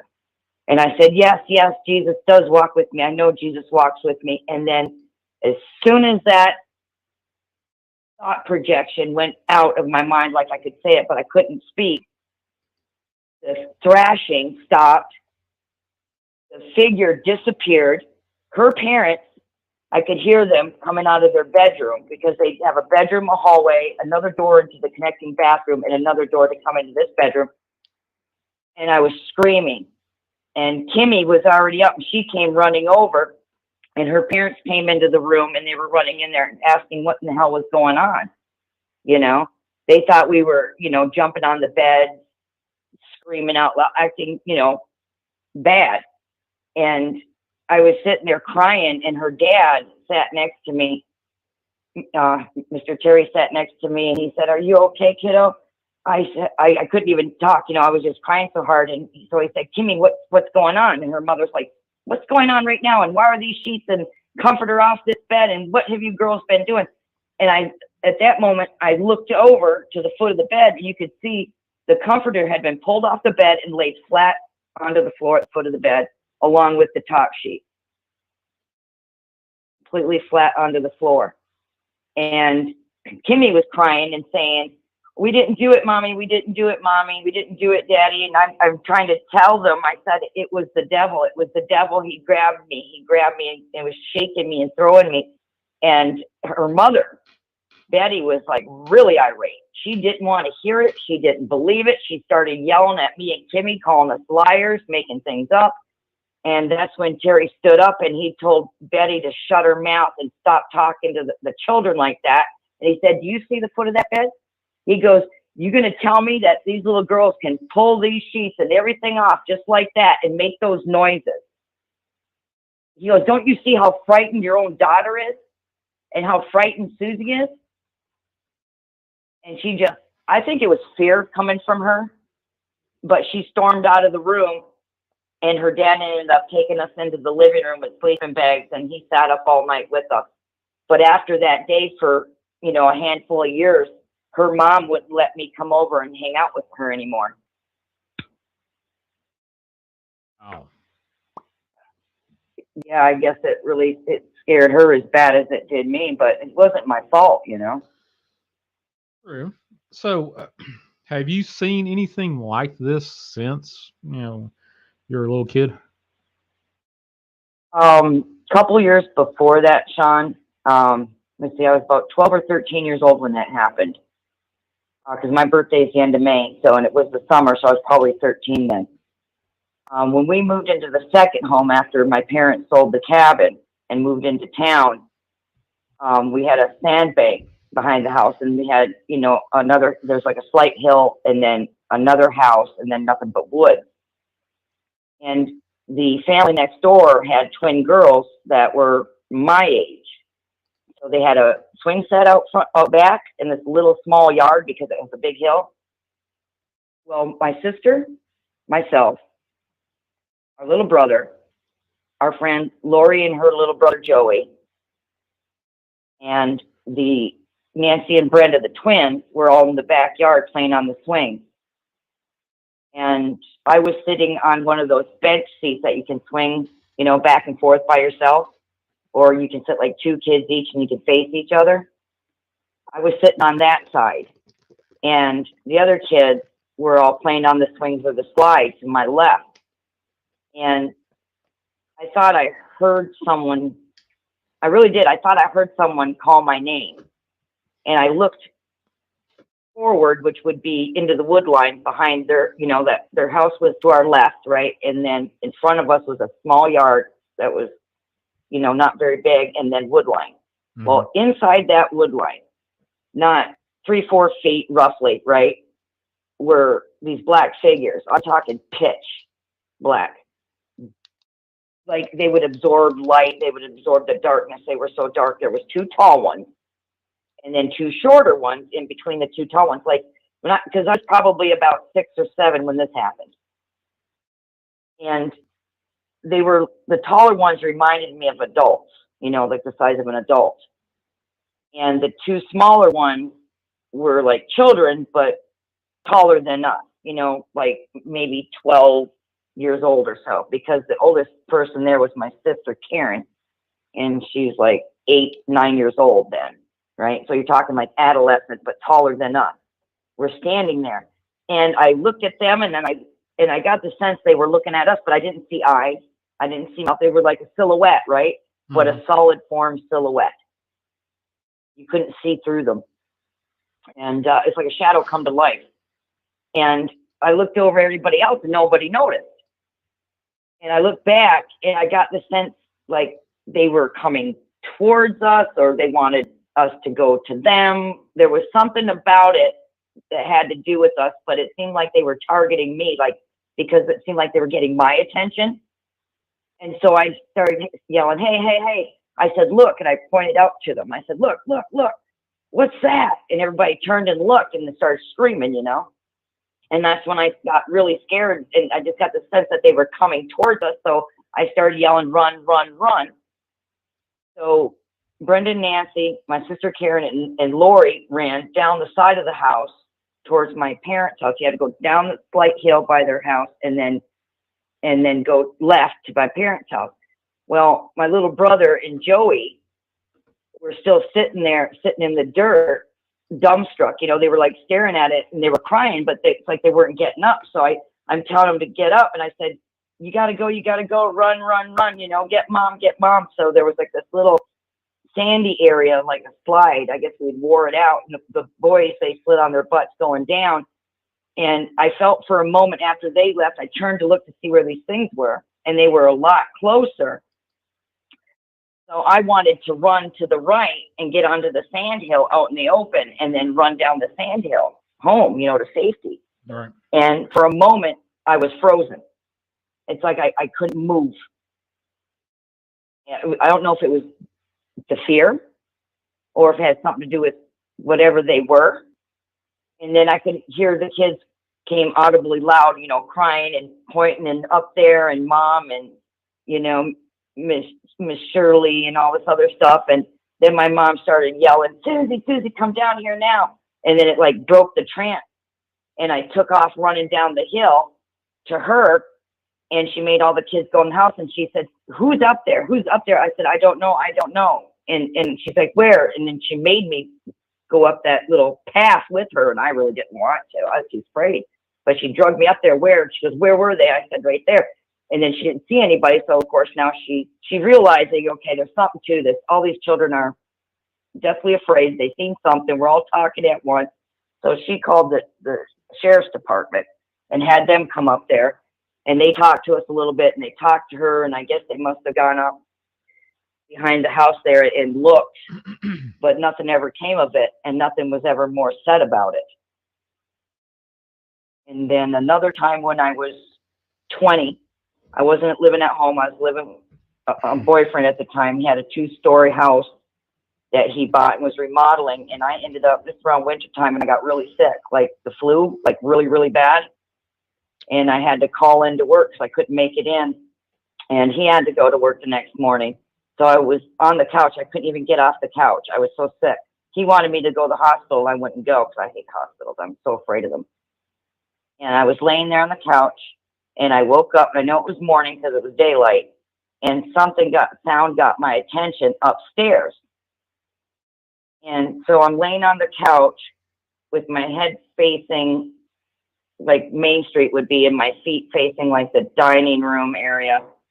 So my back was to the couch, and I'm facing the staircase that goes up.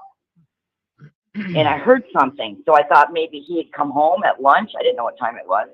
So I kept going, Scott, are you home? And these 2 black figures, you know, they had arms, they had legs, they had a torso, but the strangest head I've ever seen. But again, there was no eyes. You know, there's no perceivable facial features. And it was definitely one creeping down the stairwell, and one I could see behind it only because I seen like a footfall. And because where the staircase railing stops at the ceiling, this thing poked its head down and looked at me. And then I woke up, right? It was like I was dreaming, and I woke up, and I was in a cold sweat.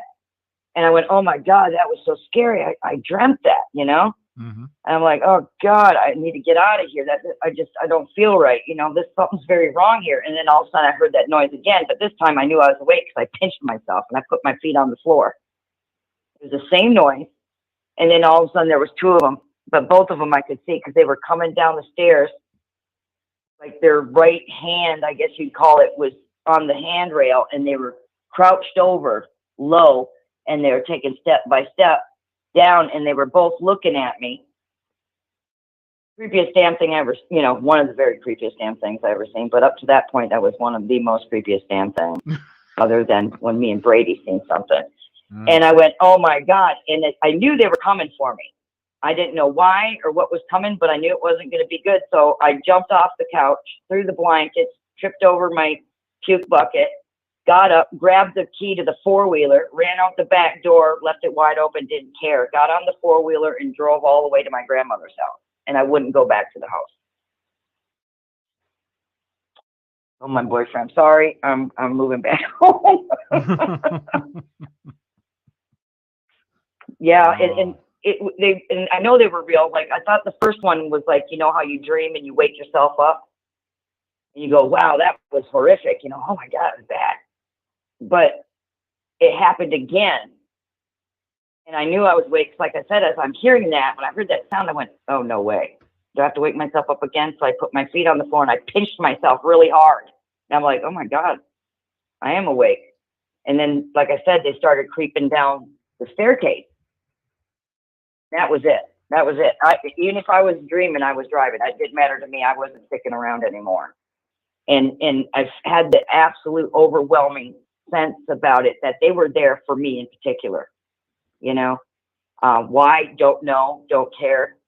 But they were there for me to collect me, to take me somewhere. I don't know, can't explain it.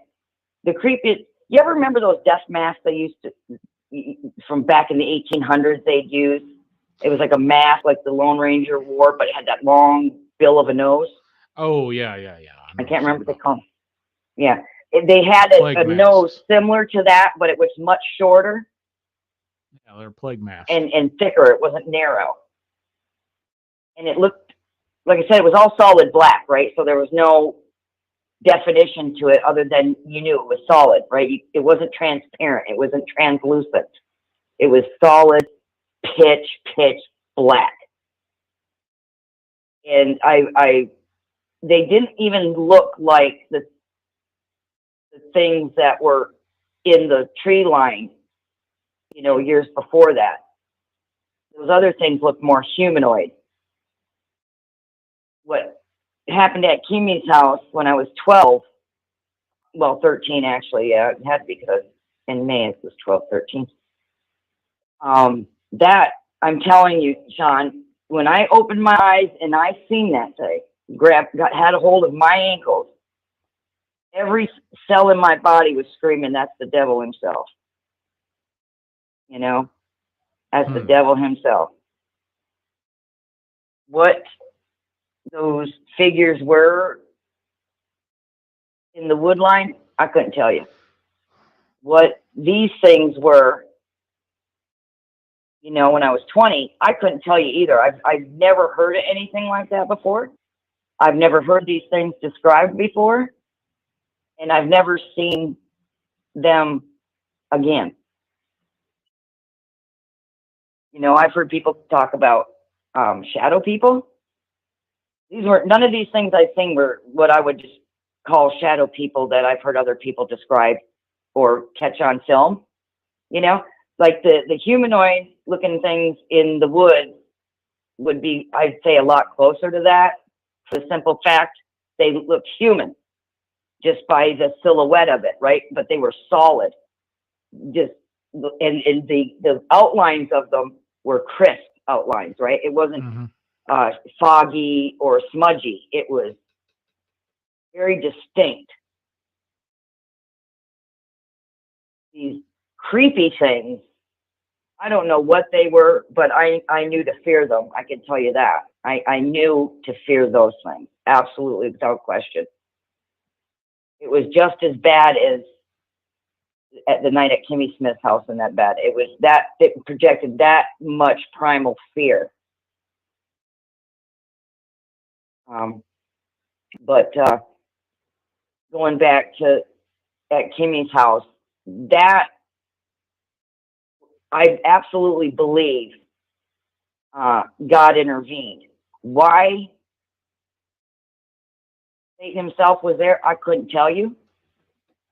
I don't allow myself to sit and dwell or think about it too much, because with everything that I've been gone through and go through, it's almost, for me personally, I'm speaking for anybody else, okay? I don't want anybody to think that if they do this, it's going to happen to them. Not at all. I absolutely believe I'm just a different breed of human being. I just do. I mean, I can't explain it otherwise. I'm so different than so many people. But I almost feel like if I dwell on something or I think too hard on something, or you know what I mean? Mm-hmm. Like it's almost like if you're out in the middle of nowhere and there's no moonlight, there's no starlight, everything's pitch black and you can't see nothing. All of a sudden you see, you know, a firelight that draws you in, right? Oh, there must be, you know, somebody, whatever. But that, in that aspect, you know, like a beacon of light somehow draws in the strangest damn things. Like if I start thinking about something or somebody brings up something and we discuss something for a certain period of time, strange things happen to me. It's like almost like like a light drawing something in, you know, like I don't know how else to explain it. It sounds crazy, I know. Hmm. So, name one miracle in your life. Oh gosh. I'm living proof of a miracle, you know, I feel. Okay. So many times I should have died, you know, and I asked literally, whether I said it out loud or it was a thought inside my head, God, please, I don't want to die this way. And I didn't, you know, without down a shadow of a doubt, it's an absolute knowing. I just know because I had asked, I received. And then when I died on that motorcycle accident, it's like when my consciousness became aware of where I was going, and I told you, like I was floating above my body, and I was going up, up, up, up, and the colors were so crisp and amazing, and there was no pain, there was no sense of being human anymore. I had no attachment to the earth, and I had that absolute knowing I'm going home. I knew I was going to God. I knew I was going home. Without it having been explained to me, or a specific belief system, or experience in my life. It was just, your soul knows. Your soul knows. Sure. A lot of NDEers like myself kind of ache for that feeling of being before God, being in heaven. Now, Yes. Yeah. it's Yeah. I look forward to it. I hope I can get back to that place one more time. Right. So, but wow. Yes. I have to. Yeah, exactly. I have to. Yeah. One thing I want to do is invite you back on the show, which I've been meaning to call you, and I keep seeing your name on my Skype list and say, hey, I got to call that lady, and then everything happens. Life happens.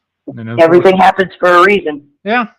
But I'm gonna have you back on, and we'll just have a good old time of it and have an entire show with you, and we'll just go down that whole list of what Catalyst has got going on. Oh, I'm telling you, it's like, what subject do you want to talk about? If it's something I've experienced myself personally, yeah, I'm all for it. You know what I mean? And I'll bring other people into it that have been there, and experienced it with me. But I'm rarely apt to bring up someone else's experience unless it's, it needs to be shared. And then, one day I'll share with you and everybody, if you'd like, the story about my mom's dad. He passed away when I was 5. Something pretty miraculous happened, that his doctor and the nurses, the staff that were there, none of the family was there. It was the staff that was there when he made his transition, and what they saw. I'll share that. When I talk about that, it brings tears to my eyes. I kept that to myself for so long, and then I went to a church down here one day with a friend of mine who passed away a year ago. He wanted to go, so I went with him. It was non-denominational, and the pastor was asking if anybody wanted to testify, right? And I'm thinking, they got a lot of testify, but I don't think I want to curl these people's hairs. They'll burn me at the stake, think I'm crazy or something. But I had the one that I thought was very important, and I shared it. And it got everybody to start sharing. So, that kind of thing, when it's right, it's to be shared. Yeah. Well, I appreciate you calling in. And we'll definitely get you back on. I appreciate you. Thank you so much, and God bless. And wow, that's an incredible story. All right. Well, thanks, Catalyst, and I'll talk to you a little later. All right. You take care, man. Bye-bye. Bye.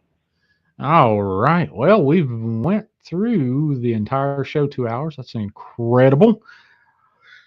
Have I even touched on what God, what God's done to me, for me? Is God real? Like I opened up this whole thing of all nightmares. Hey, buddy, what's going on with you, brother? First and foremost, I opened up the show. Is God real? And I answer that question, yes, without a doubt. Show's over. Let's close the doors. And I said, now let's go down and start talking about what is going on. Why do I believe God is real? Why other people believe God is real? We've got a whole healthy assortment of belief systems in the chat there. I absolutely believe God, Lord Jehovah, Jesus Christ, Spirit of God, the Holy Spirit, all are part of creation. Creation is the universe, universities, uh, whatever you want to call it. 11:11. Look at that. Isn't it wild how that stuff happens? I'm in Eastern Standard Time, so it's 11:11. Absolutely believe in the numbers telling you something, which I'm touching upon right now. Well, the Vol Nightmare says, sorry I've been gone, everybody. I'll be back soon, which that's great. Glad to hear it. Good to talk to you again there, Vault, on the phone. Hopefully, do I need to send you that another text message, or you got my number there, Vault? There you go. Yeah, Vault will be back. He's got one of those things. Sure, I believe in our Lord and Savior Jesus Christ. Absolutely. When it comes to what I have seen in the future, I wouldn't want to be here without having that belief system. Coming back to save the next time.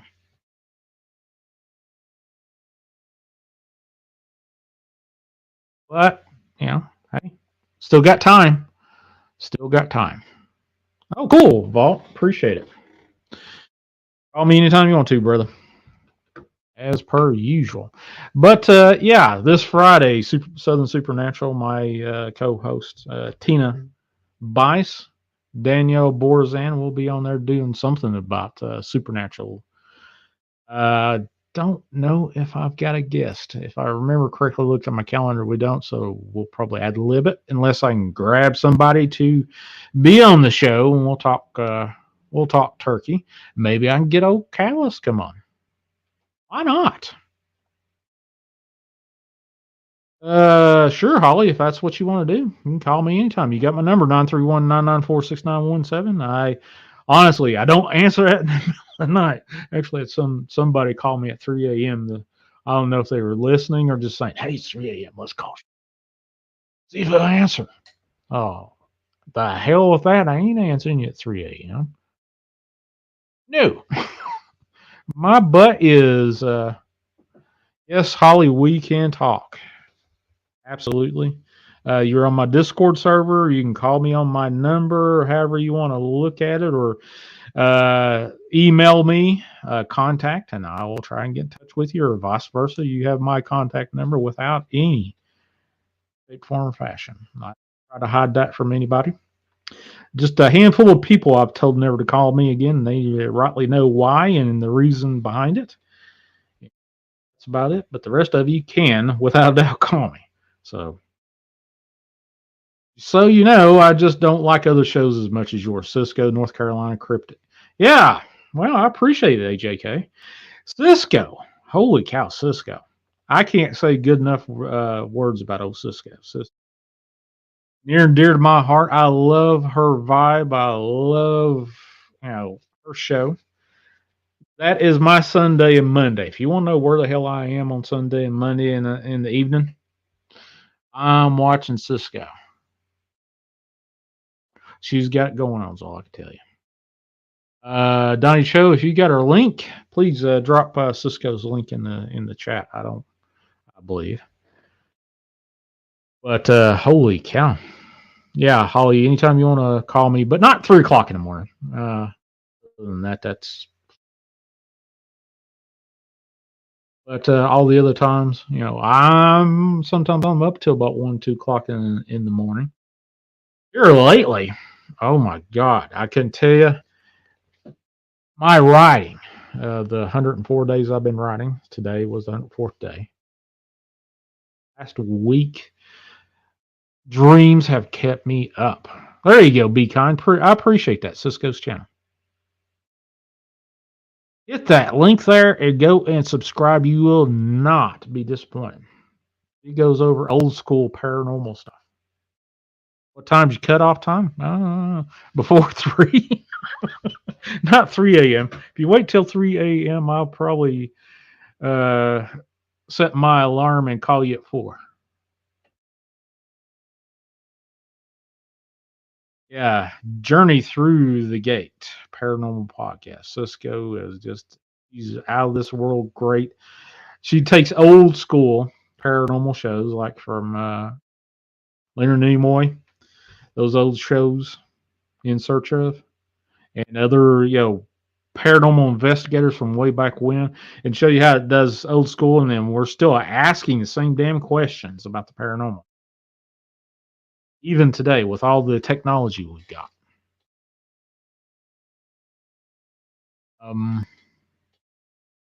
Without a doubt. We're still asking the same questions. Of course, a lot of the questions they're asking, I've already answered that from my own perspective, but I enjoy listening and chatting with everybody over on Cisco. And hopefully everybody's mingling between my show and her show. I don't see any reason why not, because, hey, they're like-minded people. So, yeah, Vol Nightmares is okay. He's got some stuff that he's been working and dealing with in his life. He'll be back. No worries with that fella. Can't put the good vault down. How's that? The Vol Nightmares. Are you still going to that Paris, Tennessee thing with the Dogman convention? You're still on the list. Can't keep a good vault down.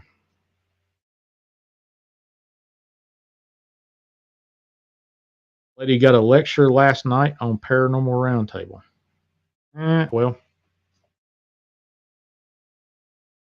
Josh runs a fantastic show over on.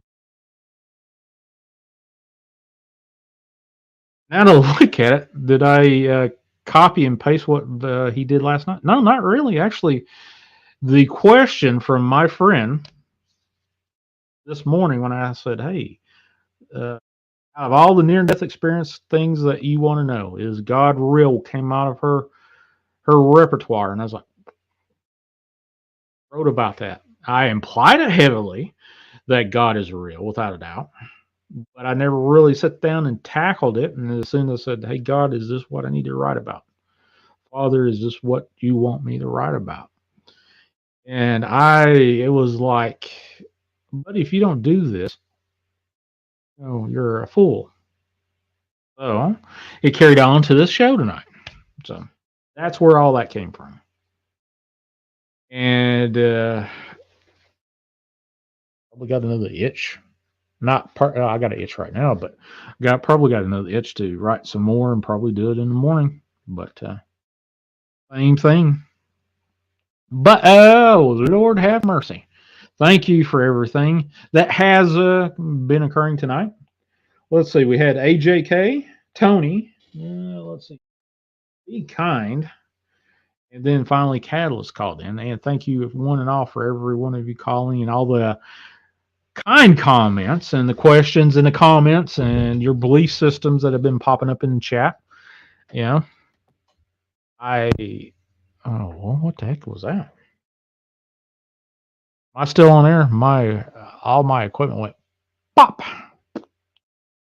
Hopefully I'm still on there. Well, you never know, Holly. I might get you like I had with Sue. Well, how long did it take me to get you to call in, Sue? Maybe I'll talk you and call in, Holly. That is crazy. I'd love to hear from you, Holly, without a doubt. God bless y'all. And I guess what we'll probably need to do is say the final Huff Paranormal cut. Snip and it sounds personal was alive. Huff Paranormal. Yeah, if you like that kind of stuff, go for it. I've saw enough of it that I was sub to that fellow, but I don't think he subbed to me. So, but that is a couple of times. Yep, I asked you a couple of times, and you finally called in. And holy cow, Sue, I love your accent, and you're just a wonderful, absolutely wonderful lady. Great soul too. But as per usual, I'm going to actually add another prayer at the end of this, like I said at the front of this. But here's called a perimeter prayer. Lord Jesus Christ, in thy love and mercy, establish a perimeter of protection around everyone that is listening and has participated, myself and all our loved ones, those who pray for us and their loved ones. May the holy angels guard us and all our possessions, establishing a perimeter protection around us, rendering us immune from any kind of demonic influence. I ask that no demonic bondage, door, demonic entity, portal, astral projection, or disembodied spirit may enter the space of 100 yards in all directions from us.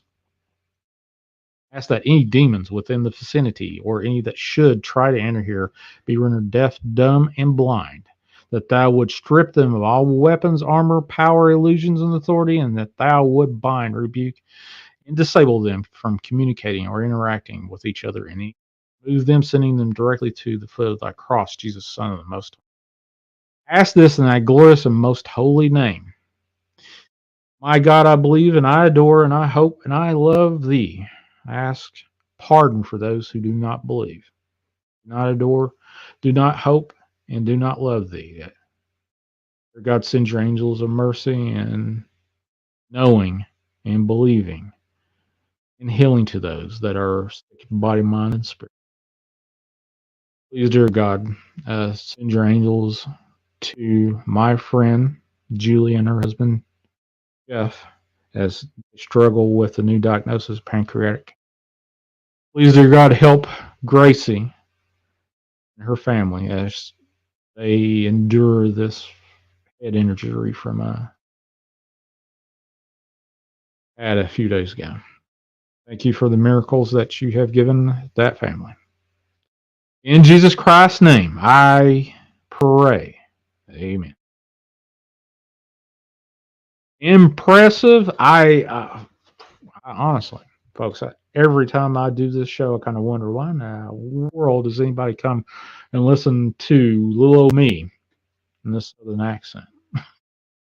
But hey, whatever works for you, and I appreciate you, and God bless every one of you. Love every one of you, and I hope to catch you this Friday, Southern Supernatural, 10 p.m. Eastern, 9 p.m. Central, and let's see, what would that be? 6 p.m. over on the left coast. Daniel Borzan, my friend Tina Bice, all three of us will be together doing our thing over there. We'll be talking about who knows, don't know. We'll find out. Give a prayer for Donnie, the fellow that has been missing over in the middle of Virginia.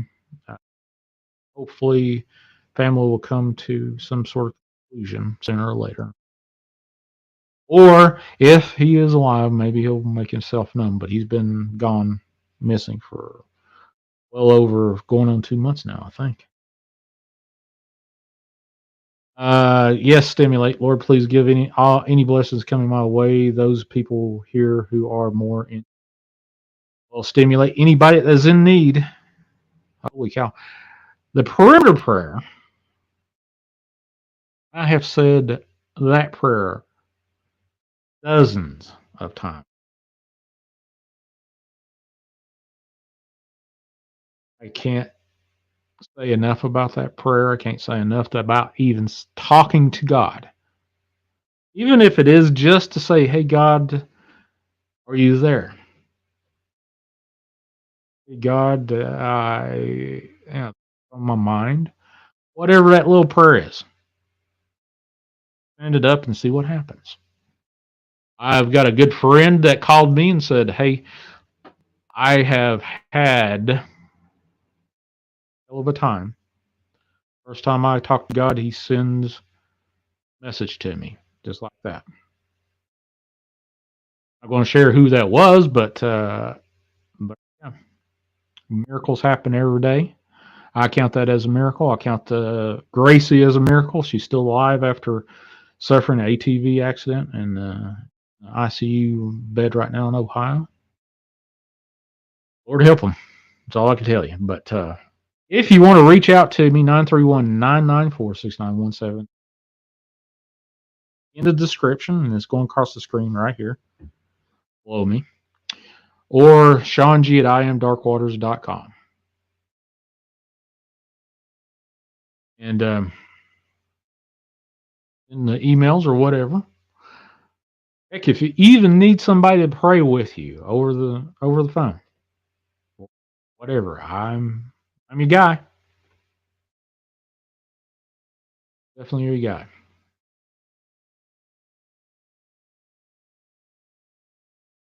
That will be a blessing and a half, but I'm here. I don't know why you want me to pray with you, but want me to, I will definitely pray. Anyway, I'm done for tonight. Thank you. God bless you. Have a fantastic Wednesday. Rest of the Wednesday night. 30 minutes left in what my clock is here. Happy Thursday tomorrow and Friday and the weekend. And may God bless each and every one of you and show in you His.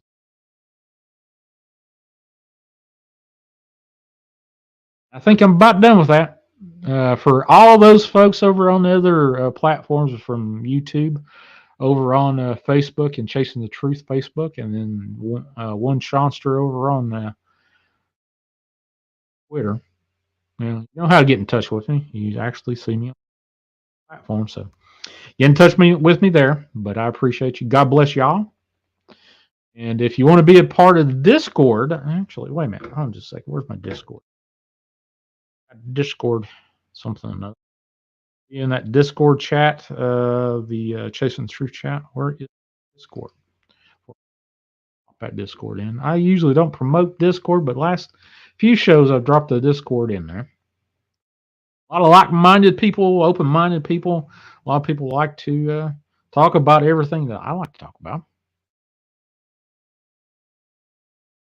That link and gathering and copy that and drop this into the Discord. If you want to be a part of Discord, Chasing the Truth, there's a lot of people in there along with other channels, other shows, and I don't mind at all people just jumping in there and saying, "Hey, I am from such and such. Love to talk about my show or whatever." Fantastic. Don't get overly enthusiastic about sharing your links, but hell, why not? All good stuff. Good night. Let's see. Big Cole. Good night. AJK, Callus, Holly, Patricia, Rothian. Who else is in here? Andy Warholswig, buddy. What is going on with you, brother? Yeah, I saw you put that little thing that looked like Michael Jackson, that sketch. That sketch bugged the living crap out of me for one whole entire night. That face just jumped out at me every time I closed my eyes. That face would be right there in front. Why I sketched it. And the weird thing was that this thing behind me was in that near-death experience thing. Walt James, buddy, love you. Got my number. Call me anytime you want to. Let's be kind. I already said. Donnie Cho, God bless you, buddy. And Trina, anybody else? Stimulate, Destiny. Boy, howdy, you've been busy telling your story. Holy cow. To anybody that wants to call me, for the exception of the people that already know that I don't want them to call me, you're free to call me, 931-994-6917, except for 3 o'clock in the morning. All right, folks, I'm out of here. I'm done. God bless y'all, and we'll catch you Friday.